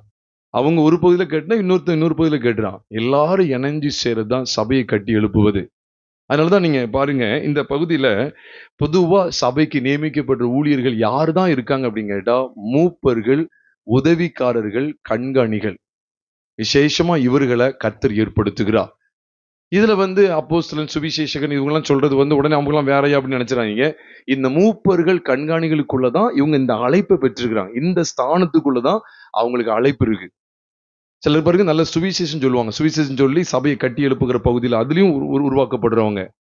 சபைக்கு ஆட்களை கொண்டு வருவது, சபையை ஒரு சில பகுதியில கட்டி எழுப்புவது, தீர்க்கதரிசியுடைய வேலையை செய்யறது, அப்போஸ்தலருடைய வேலையை செய்யறது, இப்படிப்பட்ட வேலைகளை செய்யறதுக்கு அவங்களுக்குள்ள இந்த வரங்களை, இந்த அழைப்பை ஆண்டு ஊர்ஜிதப்படுத்தி அவர்களை பயன்படுத்துகிறார். ஆனா விசேஷமாக சபைகளை நடத்துவதற்கு அக்காலத்துல ஏற்படுத்தப்பட்ட ஊழியர்கள் யார் என்றால் மூப்பர்களை தான் ஏற்படுத்துறார். இப்ப நீங்க அப்போஸ்தலர் 14வது அதிகாரத்துல பாருங்க, சபை வளர்ந்துகிட்டே வருது, வளர்ந்து வந்துகிட்டே இருக்கு. அது பரிசுத்தாவின் பொழிந்தருளப்பட்டதுக்கு பிறகு வளர்ந்துகிட்டே வருது. ஆனா அப்போஸ்தலர் 14வது அதிகாரம் 23ஆம் வசனத்தை ஒருத்தங்க வாசிங்க. 23ஆம் வசனம் நினைக்கிறேன், வாசிங்க. அந்தந்த சபைகளில் அவர்களுக்கு மூப்பர்களை ஏற்படுத்தி வைத்து உபவாசித்து ஜெபம் பண்ணி அவர்கள் விசுவாசித்து பற்றி கொண்ட கர்த்தருக்கு, அவ்வளவுதான். அங்கங்க போய் பட்டணங்கள்தோறும் அங்கங்க போய் சுவிசேஷம் அறிவிக்காங்க. அப்படித்தானே? சொல்லுங்க, அப்படித்தானே? அறிவிச்சு சபைகளை ஏற்படுத்தின உடனே இவங்க சொல்லி சீசலுக்கு ஆலோசனை கொடுத்தது மட்டும் இல்ல, அல்லாமலும் அந்தந்த சபைகளில், அந்த லோக்கல் சபை, அந்தந்த சபைகளில் அவர்களுக்கு யாரை ஏற்படுத்தி வைத்து? மூப்பர்களை ஏற்படுத்தி வைத்து, மூப்பர்களை ஏற்படுத்தி வைத்து உபவாசித்து ஜெபம் பண்ணி அவர்கள் விசுவாசித்து பற்றி கொண்ட கர்த்தருக்கு அவர்கள் என்ன செஞ்சாங்க? ஒப்புவித்தாங்க. கர்த்தருக்கு அவர்களை ஒப்புவிச்சுட்டு அவங்க அடுத்து போயிட்டாங்க. இதத்தான் இங்கேயும் செய்ய சொல்றாரு. இது இவங்க செஞ்சது மட்டும் இல்ல, கட்டளையாவும் வெளிப்பட்டிருக்கு பாருங்க. தீத்துவின் புஸ்தகம் 1வது அதிகாரம் 5ஆம் வசனத்தையும் வாசித்துருங்களேன். தீத்துவின் புஸ்தகம் 1வது அதிகாரம் 5ஆம் வசனத்தை வாசிக்கலாம்.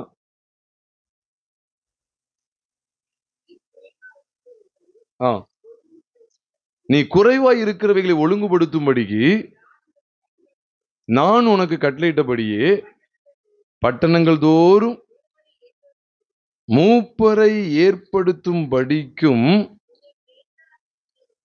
உன்னை எங்க விட்டு வந்தேன்? ஆமா, கிரேத்த தீவுல நல்ல சாப்பாடு போடுவாங்க அப்படிங்கிறதுக்காக நல்லா சாப்பிட்டு நல்லா ரெஸ்ட் எடு அப்படிங்கிறதுக்கு விட்டு விடல. எதுக்கு விட்டு வந்தேன்? நீ பட்டணங்கள் தோறும் என்ன செய்யணும்? ஏன்னா குறைவா இருக்கிறவங்களை ஒழுங்குபடுத்தணும்னா நான் உன்னை கட்டளையிட்டபடியே பட்டணங்கள் தோறும் யாரை ஏற்படுத்தணும்? மூப்பரை ஏற்படுத்தணும். இப்போ சபையில இப்படி ஊழியர்களை இவ்விதமா தான் ஆண்டு ஏற்படுத்துறார் ஒழிய ஒரு மனித ஆட்சி கிடையாது. சபையின் மூப்பர்கள் அது ஒருவேளை இப்போ திருமணத்துக்கு முன்னால் அவங்க ஏற்படுத்தப்பட்டா அவங்க பக்குவம் இல்லாமல் இருப்பாங்க. திருமணத்துக்கு அப்புறம் ஏற்படுத்தப்பட்டது நல்லது. ஏன்னா மூப்பரானவர்கள், கண்காணியானவர்கள், உதவிக்காரர்கள் இவர்கள்லாம் ஒரே மனைவி உடையவர்களா இருக்கணும் அப்படிங்கிற அந்த கான்செப்ட்லாம் சொல்லும்போது, சொந்த குடும்பத்தை நடத்த அறியாதவன் தேவனுடைய சபை எப்படி விசாரிப்பான்னு சொல்லும்போது அவர்கள் ஒரு குடும்பஸ்தரா இருக்கிறது சால சிறந்தது. அதுக்காக வாலிபர்கள் ஏற்படுத்தப்படக்கூடாதுன்னு இல்லை. ஆனா மூப்பர்கள், உதவிக்காரர்கள், கண்காணிகள், உக்ரானக்காரர்கள் இவர்களுடைய பொறுப்பை, இவர்களுடைய தகுதிகளை குறித்து பேசுகிற இடங்கள்ல அவர்கள் குற்றம் சாட்டப்படாதவர்களா, அவருடைய பிள்ளைகளை ஒழுக்கம் உள்ளவர்களா வளர்க்கணும் அப்படின்னு சொல்லும்போது இது இது ஒரு குடும்ப வாழ்க்கைக்குள்ள பிரவேசித்தவர்களை காண்பிக்கு. இதுல எந்த ஊழியம் அடிபட்டுரும்? சிபிஎம் ஊழியம் அடிபட்டுரும். பேரை சொன்னாலும் எனக்கு பரவாயில்லை. அதனால குடும்பத்தை நடத்த இவங்க சபையை, தேவனுடைய சபை நடத்த முயற்சி பண்றாங்க. இது முற்றிலும் தப்பு. நீங்க சொல்ற பிரதான அப்போஸ்தலனாகிய பேதுருவே ஸ்திரீயாகிய, மனைவியாகிய ஒரு சகோதரிய தன்னோடு ஊழியத்தில் என்ன செய்கிறாரு? கூட்டி கொண்டு திரிகிறது தான் 1 கொரிந்தியர் 9வது அதிகாரம் முதல் துவக்கத்துல நீங்களும் நானும் பார்க்கிறோம். கேபா, இந்த பேதுரு இவங்கெல்லாம் என்னது, ஒரு ஸ்திரீயை இவங்கெல்லாம் ஒரு ஸ்திரீயை சகோதரியாகிய ஸ்திரீ, அதான் சொல்றேன், மனைவியாகிய சகோதரியை அவர்கள் கூட்டி கொண்டு போகிறாங்களே. அது போல எங்களுக்கு அதிகாரம் இல்லைன்னா அவரு கல்யாணம் ஆகாம இருக்கிறார், பவுல் அப்படி இருக்கிறார், இருந்துக்கிறார், அவ்வளவுதான் அப்படின்னு நாங்க செய்ய முடியும்னு சொல்றார். அப்போ ஆண்டவர் பேதுருக்கு இந்த வெளிப்பாடு தர்றாரு. பேதுருடைய மாமி ஜுரமா இருந்தாங்கன்னு பாக்குறோமா இல்லையா? அப்ப எந்த ஊழியம் அடிபடுதுன்னா இந்த சிஸ்டம் தப்பு. திருமணம் ஆகாம தான் ஊழியம் செய்யணும், சபையை நடத்தணும், அவங்ககிட்ட தான் ஞானஸ்தானம் பெறணும், அவங்க தான் எல்லாம் பார்ப்பாங்க, அவங்க தான் திருவிருந்து எடுக்கணும், அவங்க தான் ஞானஸ்தானம் கொடுப்பாங்க, அவங்க தான் சபை நடத்துவாங்க, வேற யாரும் உள்ள வரக்கூடாதுன்னு சொல்றது ஊழியம் எல்லாம் முற்றிலும் தப்பு. புது உடன்படிக்கையில கிடையாது. நீங்க தெளிவா இருந்துக்கங்க. அப்புறம் சிபிஎம்ல அப்படி பேசுனாங்க, இப்படி பேசுனாங்க, ரொம்ப டாப்பா இருந்துச்சு அப்படின்னு சொல்லி உள்ள ஓடிடாதீங்க. இந்த சிஸ்டமே தப்பு. அதுக்காக கல்யாணம் முடிக்காம தான் முடிச்சுதான் ஆகணும் அப்படிங்கிறதுன்னு சொல்லல. சிலருக்கு கல்யாணம் முடிக்காம இருக்கிற அழைப்பு இருக்கலாம். கல்யாணம் முடிக்காம இருந்தா அதுவும் செய்யலாம்.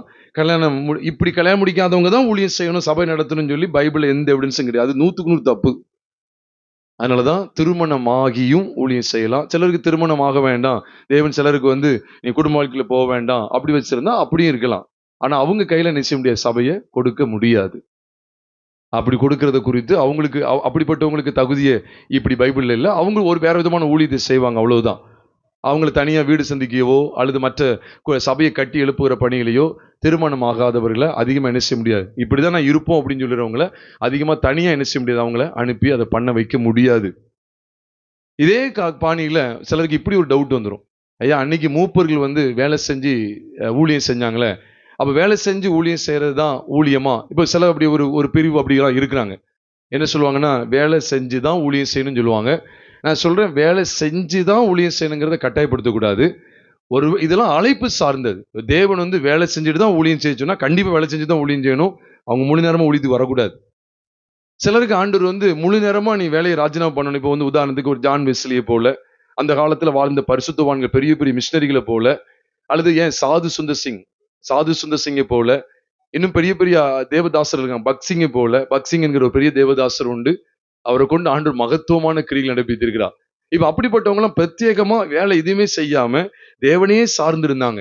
அப்படி தேவனையே சார்ந்து இருக்கிறவங்க அப்படிப்பட்ட மூப்பர்களை தாங்கணும்னு சொல்லிதான் இதே ஒன்று தீமோத்தேயு 5வது அதிகாரம் 17-18 நினைக்கிறேன். அதுல அவர் சொல்றாரு பாருங்க. 1 தீமோத்தேயு 5வது அதிகாரம் 17-18 பார்க்கும்போது அழகா சொல்றார். நன்றாய் விசாரணை செய்கிற மூப்பர்களை, விசேஷமாக திருவசனத்திலும் உபதேசத்திலும் பிரயாசப்படுகிறவர்களை, அதான் அந்த மூப்பர்களை ரெட்டிப்பான கணத்திற்கு பாத்திரராக எண்ண வேண்டும். போரடிக்கிற மாட்டை வாய்க்கட்டாயாக என்றும், வேலையால் தன் கூலிக்கு பாத்திரனாய் இருக்கிறான் என்றும் வேத வாக்கியம் சொல்லுகிறதே. சொல்லிட்டாரா? அந்த 2 வசனத்தை சேர்த்து சொல்லிட்டாரா? அப்ப மூப்பர்களை அதான் சொல்றேன். அதான் நீங்க வேதத்தை தெளிவாக்கணும், பேலன்ஸ்டா இருக்கணும். நீங்க ஒரு குறிப்பிட்ட சபையார் அவங்ககிட்ட பேசி பார்த்தேன். ஏன் அதாவது வேலை பார்த்துட்டு தான் ஊழியம் செய்யணுங்கிறத ஸ்ட்ராங்கா சொல்லுவாங்க. சாது சுந்தர் சிங்கை நீங்க எடுக்கவே கூடாது. பிறகு என்ன சொல்றாங்கன்னா, அப்போ நீங்க மற்றவங்களை சார்ந்து தானே இருக்கு. நான் சொல்றேன், தேவனை சார்ந்து இருந்தா போதும். இப்ப இயேசுவானவர் தேவனை சார்ந்து இருந்தாரா? பிதாவாகி தேவனை சார்ந்து இருந்தாரா? ஜனங்களை சார்ந்து இருந்தாரா? சொல்லுங்க. பிதாவாகி தேவனை சார்ந்து இருந்தார். இப்ப அவர் மற்றவங்ககிட்ட வாங்கி ஊழியம் செஞ்சாரா? இல்ல அவர் தன் வேலை பார்த்து உழைச்சி அவருடைய சாப்பாட்டுக்கும் அவரை பின்பற்றி வந்த 12 சீஷர்களுக்கும் சாப்பாடு காரியங்களும் அவர் வேலை செஞ்சா பார்த்துக்கிட்டார்? அப்படி ஒரு எவிடன்ஸ் கிடையாது.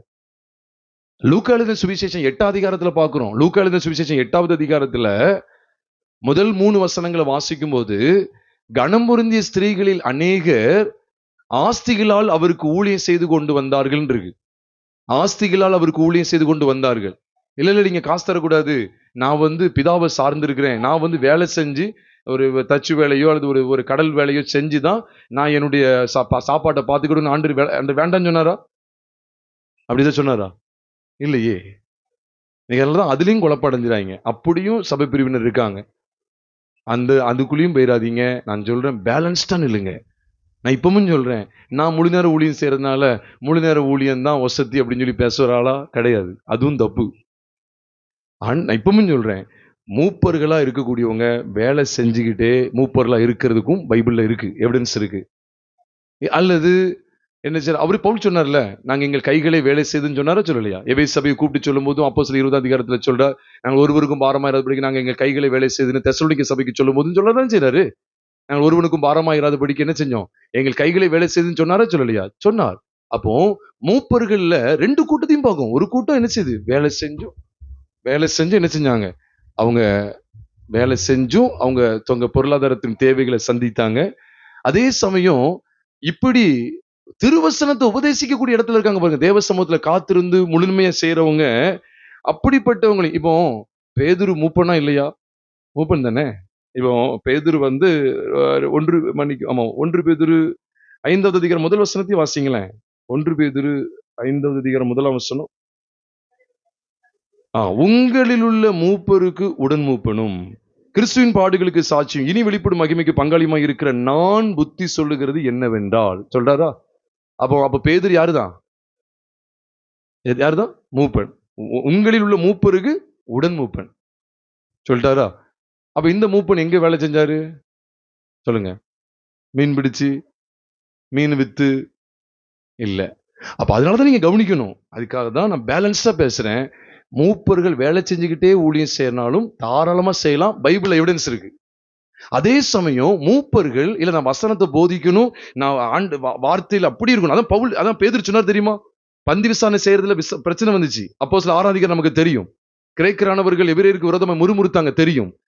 அப்போ திட்டமா விசாரிக்கப்படணும் விசாரணை வரும்போது இவங்க என்ன செஞ்சாங்க? இவரு மூப்பன் தான். அவர் என்ன சொல்லிட்டாரு? நாங்கள் வேத வசனத்தை போதிக்கிறதுலையும் ஜெபம் பண்ணுவதிலும் உறுதியா தரிச்சிருப்போம். இந்த காரியம் செய்வது எங்களுக்கு தகுதியானது அல்லன்னு சொல்லிட்டாங்க. அப்ப இதுலதான் நாங்க இருப்போம். இந்த பணியை கூட செய்ய மாட்டோம் அப்படின்னா அவங்க வேற எங்கேயும் வேலைக்கு போகல. அப்ப எப்படி சாப்பிட்டாங்க? எப்படி சாப்பிட்டாங்க? விசுவாசம். நான் இப்பவும் சொல்றேன், தேவனை சார்ந்திருந்து ஊழியம் செய்யறதா செய்யுங்க. நீ பணங்கிற பேர்ல ஒரு பைசா ஆசைப்பட்ட அப்படியே நீ வேலைக்கு போயிரு. நான் அதான் சொல்லுவேன், நீ வேலைக்கு ஓடிரு. நீ வேலை செஞ்சு நீ ஊழிஞ்சி போயிரு. பிள்ளைகள் படிப்புக்கு அங்க போய் கையேந்தின வீடு வீடா போய் வீடு சந்திப்புங்கிற பேர்ல வீடு வீடா போய் காணிக்க கொடுங்க, காணிக்க கொடுங்களா? காணிக்கைங்கிற இந்த பணங்கிறத ₹1 இருதயத்துல இச்சித்துட்டாலே நீ வேலைக்கு ஓடிடணும். நீ வேலையை பார்த்து போயிடணும். அதனாலதான் நம்ம இங்க ஏன் காணிக்கை பெட்டி வைக்கல? அதுவும் ஓப்பனா சொல்றேன். அப்போஸ்தலர் நாட்கள்ல யாருமே பிரசங்கத்தின் முடிவுல காணிக்கை பாட்டு வச்சு காணிக்கை எடுத்த மாதிரியோ அவங்க ஏற்படுத்தின சபைகள்ல காணிக்கை பெட்டி வச்ச மாதிரியோ எங்கேயுமே பைபிள்ல ரெஃபரன்ஸ் கிடையாது. இன்னைக்கு சிலர் சொல்லுவாங்க, இல்லையா இயேசு கிறிஸ்து காணிக்கை பெட்டி பக்கத்துல, அது எந்த காணிக்கை பெட்டி? எங்குள்ள பெட்டி? அப்போ கோபுரத்தை கட்டுங்க, ஆலயத்தை கட்டுங்க, தேவாலயத்தை கட்டுங்க. அவரு இருந்தது பழைய ஏற்பாட்டு கால ஆலயத்துல இருந்தாரு. அங்குள்ள தர்ம பெட்டியை தான் சொல்றாரு. பரிசுத்தாவின் பொழுதினபடி சபை உருவானதுக்கு அப்புறம் எங்க பெட்டியில உட்கார்ந்துருந்தாங்க? பெட்டி பக்கத்துல எங்க இருக்கு? பைபிள் தான். அன்னைக்கு மக்கள் வந்து அப்போஸ்தலருடைய பாதத்துல கொண்டு வச்சாங்க. அவ்வளவுதான். பெட்டி வச்சுட்டாலே என்ன தெரியுமா? நமக்கு என்னென்ன ஒரு ஆசை வந்துடும். இப்ப ஏதாவது ஒரு பெட்டியை கொண்டு வச்சுட்டு வச்சுக்கோங்களேன், அடுத்தது திறக்கும் போது ஏதோ ஒன்று விழுந்திருக்கும். Something is put inside.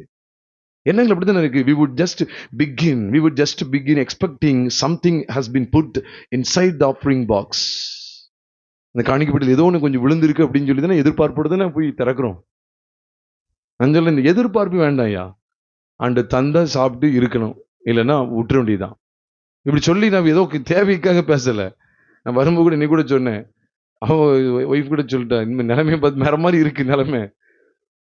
நான் சொன்னேன் கடைசி வரைக்கும் சார வரைக்கும் இந்த மண்ணில் உட்கார்ந்தாலும் சரிதான், அவரை மட்டும்தான் சார்ந்து செய்யணும். ₹1 கூடங்க, ₹1 இச்சிட்டா கூட நீ வேலைக்கு போயிருந்தான் சொல்றேன். நீ இந்த அட்டுழியம் பண்ணாதப்பா. தசமபாகம் ஒரு சர்ச்சுக்கு போன கவரை பார்த்தா, கவர்லாம் எடுத்து வச்சிருக்கேன், கவர் இருக்கு.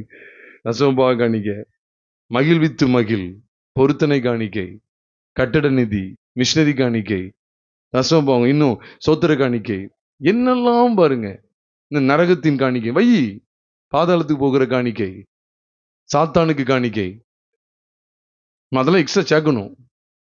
எவ்வளவு மோசம் பார்த்தீங்களா? அதான் சொல்றேன் பிரியமானவர்களே, மூப்பர்கள் வேலை செஞ்சுக்கிட்டே ஊழியம் செய்தாங்க, பாராட்டத்தக்கது, சூப்பர். நான் முழு நேரம் ஊழியம் செஞ்சாலும் 17 ஊழியத்தை நான் பாராட்டுறேன். 17 ஊழியம் இல்லை, வேலை செஞ்சுட்டு ஊழியம் செய்யறதுக்கு உண்மையில கறந்துட்டு நான் மகிமைப்படுத்துறேன். நான் உண்மையில அதுக்காக நான் கர்த்தரை ஸ்தோத்திரிக்கிறேன். ஆனா அதே சமயம் முழு நேரமா மூப்பர்கள் ஊழியம் செய்கிறதும் பைபிள்ல இருக்கு. அது பேதுரு மட்டும் இல்ல, 12 அப்போஸ்தலர்கள் அதுக்கு திட சாட்சி.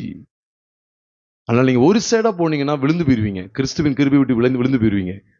அவ இயேசு கிறிஸ்து 3 வருஷம் என்ன செஞ்சார்? மீன் பிடிச்சு அவருக்கும் அவருடைய சீஷர்களுக்கும் பினான்சியலா சப்போர்ட் பண்ணிக்கிட்டாரா? இல்லையே. அப்ப என்ன செஞ்சார்? வானத்துல இருந்து வந்து விழுந்துச்சா? கணம் பொருந்திய ஸ்திரீகளில் அநேகர் அவருக்கு தங்கள் ஆஸ்திகளால் ஊழியம் செய்து கொண்டு வந்தார்கள். இல்ல நான் பிதாவை சார்ந்திருக்கேன், எனக்கு யாரும் தரக்கூடாது, நான் வேலை செஞ்சுதான் நான் என்னையும் எனக்கும் என் சீஷர்களுக்கும் என்னுடைய சீஷர்களுக்கும் நான் பாட பார்ப்பேன், உங்ககிட்ட எல்லாம் வாங்க மாட்டேன் அப்படி சொன்னாரா? இல்ல. ஏன்? பவுல் வேலை செஞ்சாரு. ஏன்னா நாள் முழுதுமா வேலை செஞ்சுட்டு இருந்தாரு. இன்னைக்கு பகுதி நேர ஊழியம் சொல்லிக்கிட்டு நாள் முழுசும் வேலை செய்யற மாதிரி செஞ்சாரு? கொஞ்சமா செஞ்சிருக்காங்க. பவுல் வாங்கின இடத்தை நீங்க பாக்குறீங்களா? பிலிப்பியர் 4வது அதிகாரம் 19, 20, 18, 17, 18, 19 அதுல விசேஷமா 16ல இருந்து கூட நீங்க பார்க்கலாம். 16, 17, 18, 19 வாசித்தா அதுல 16, 17, 18 எல்லாம் என்னுடைய குறைச்சல்ல நீங்கள் இரண்டொரு தரம் உதவினீர்கள் தானே சொல்றாரு. கொரிந்தி சபைக்கு சொல்லும்போது சொல்றாரு, 2 கொரிந்தியர் 8வது அதிகாரத்துல சொல்லும்போது சொல்றாரு, நான் உங்களிடத்துல சம்பளத்தை வாங்கி நான் கொள்ளையிட்டேனே சொல்றாரு. சொன்னாரா சொல்லலையா? சொல்றாரு. உங்களிடத்துல சம்பளமா கொள்ளையிட்டு நான் வாங்கி நான் வெளியே கொடுத்தேன்னு சொல்றாரு. அப்படி குறைச்சல் அவருக்கு உதவி செஞ்சாங்களா இல்லையா? உதவி செஞ்சாங்க. அப்ப அப்போஸ்தலனாகிய பவுல் வேலை செஞ்சு எல்லாத்தையும் பார்த்தாரான்னு கேட்டா இல்லை, அதுக்கும் எவிடன்ஸ் கிடையாது.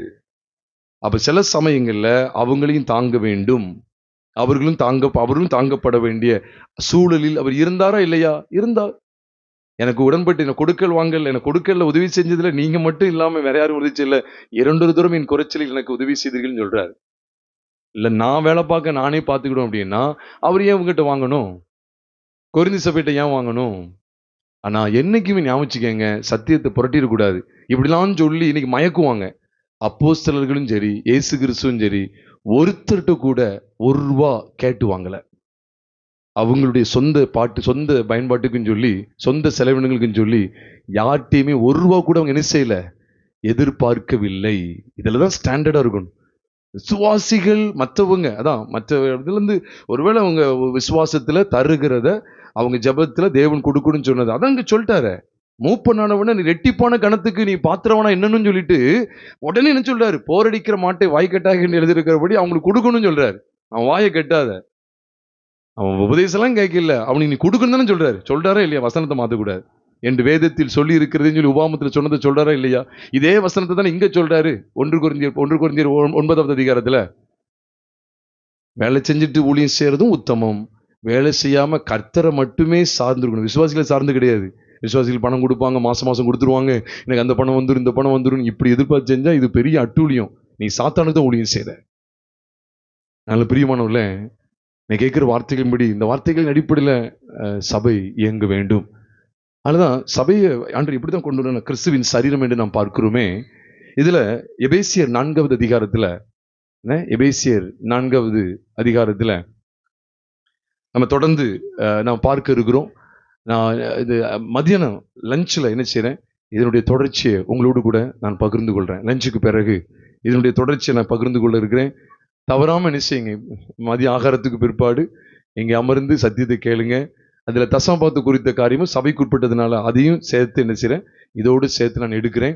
அதில் இதுக்கப்புறம் வரப்போகிறதுல இந்த சபை எதுக்காக கட்டி எழுப்பப்படுகிறது, எதற்காக கட்டி எழுப்பப்படுகிறது என்கிற காரியத்து குறித்தும், சபையில பெண்கள் உபதேசிக்கலாமா உபதேசிக்க கூடாதா, வேதத்தின் அடிப்படையில என்னதான் சொல்லப்பட்டிருக்கு, அவங்க அப்படின்னா அவங்களுக்கு என்ன ஊழியம் தான் கொடுக்கப்பட்டிருக்கு, எல்லாவற்றையும் காரியங்களை குறித்தும் தசமபாகத்த காரியத்தை குறித்தும் நம் மதியானம் 3வது பகுதியில நாம் தியானிக்க இருக்கிறோம்.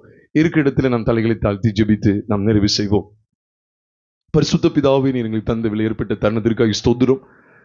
தேவரீர் எங்களுக்கு கொடுத்த நல்ல தருணத்தில் உடைய வார்த்தைகளை எங்களுக்கு தந்ததற்காய் ஸ்தோத்திரம் ஆண்டவரே. ஆண்டவரே, சபை என்றால் என்ன, அது எப்படிப்பட்ட ரீதியில ஏற்படுத்தப்படுகிறது, எந்த வெளிப்பாட்டில் சபையை நீ தோற்றுவிக்க சித்தம் கொள்கிறீர், சபைக்குள்ள இருக்க வேண்டிய ஊழியங்கள் ஊழியக்காரர்கள் என்ன யார் அப்படிங்கிற காரியங்களையும் நாங்கள் சுருக்கமாய் கற்றுக்கொள்ள கர்த்தராகிய தேவன் கொடுத்த கிருபைக்காய் ஸ்தோத்திரம். ஆண்டவரே, திருமணம் முடிக்க அந்த காரியங்கள் குறித்தும், ஆண்டவரே பகுதி நேர ஊழியம் முழு நேர ஊழியம் என்கிற காரியங்கள் குறித்தும் எங்களோடு நீ திட்டவட்டமாய் பேசினேன். ஆண்டவரே, நாங்கள் தொடர்ந்து இந்த சத்தியங்களை நிலைத்திருந்து உமக்கு சாட்சியுள்ள பிள்ளைகளாய் ஜீவனம் பண்ண கிருபை தாங்க.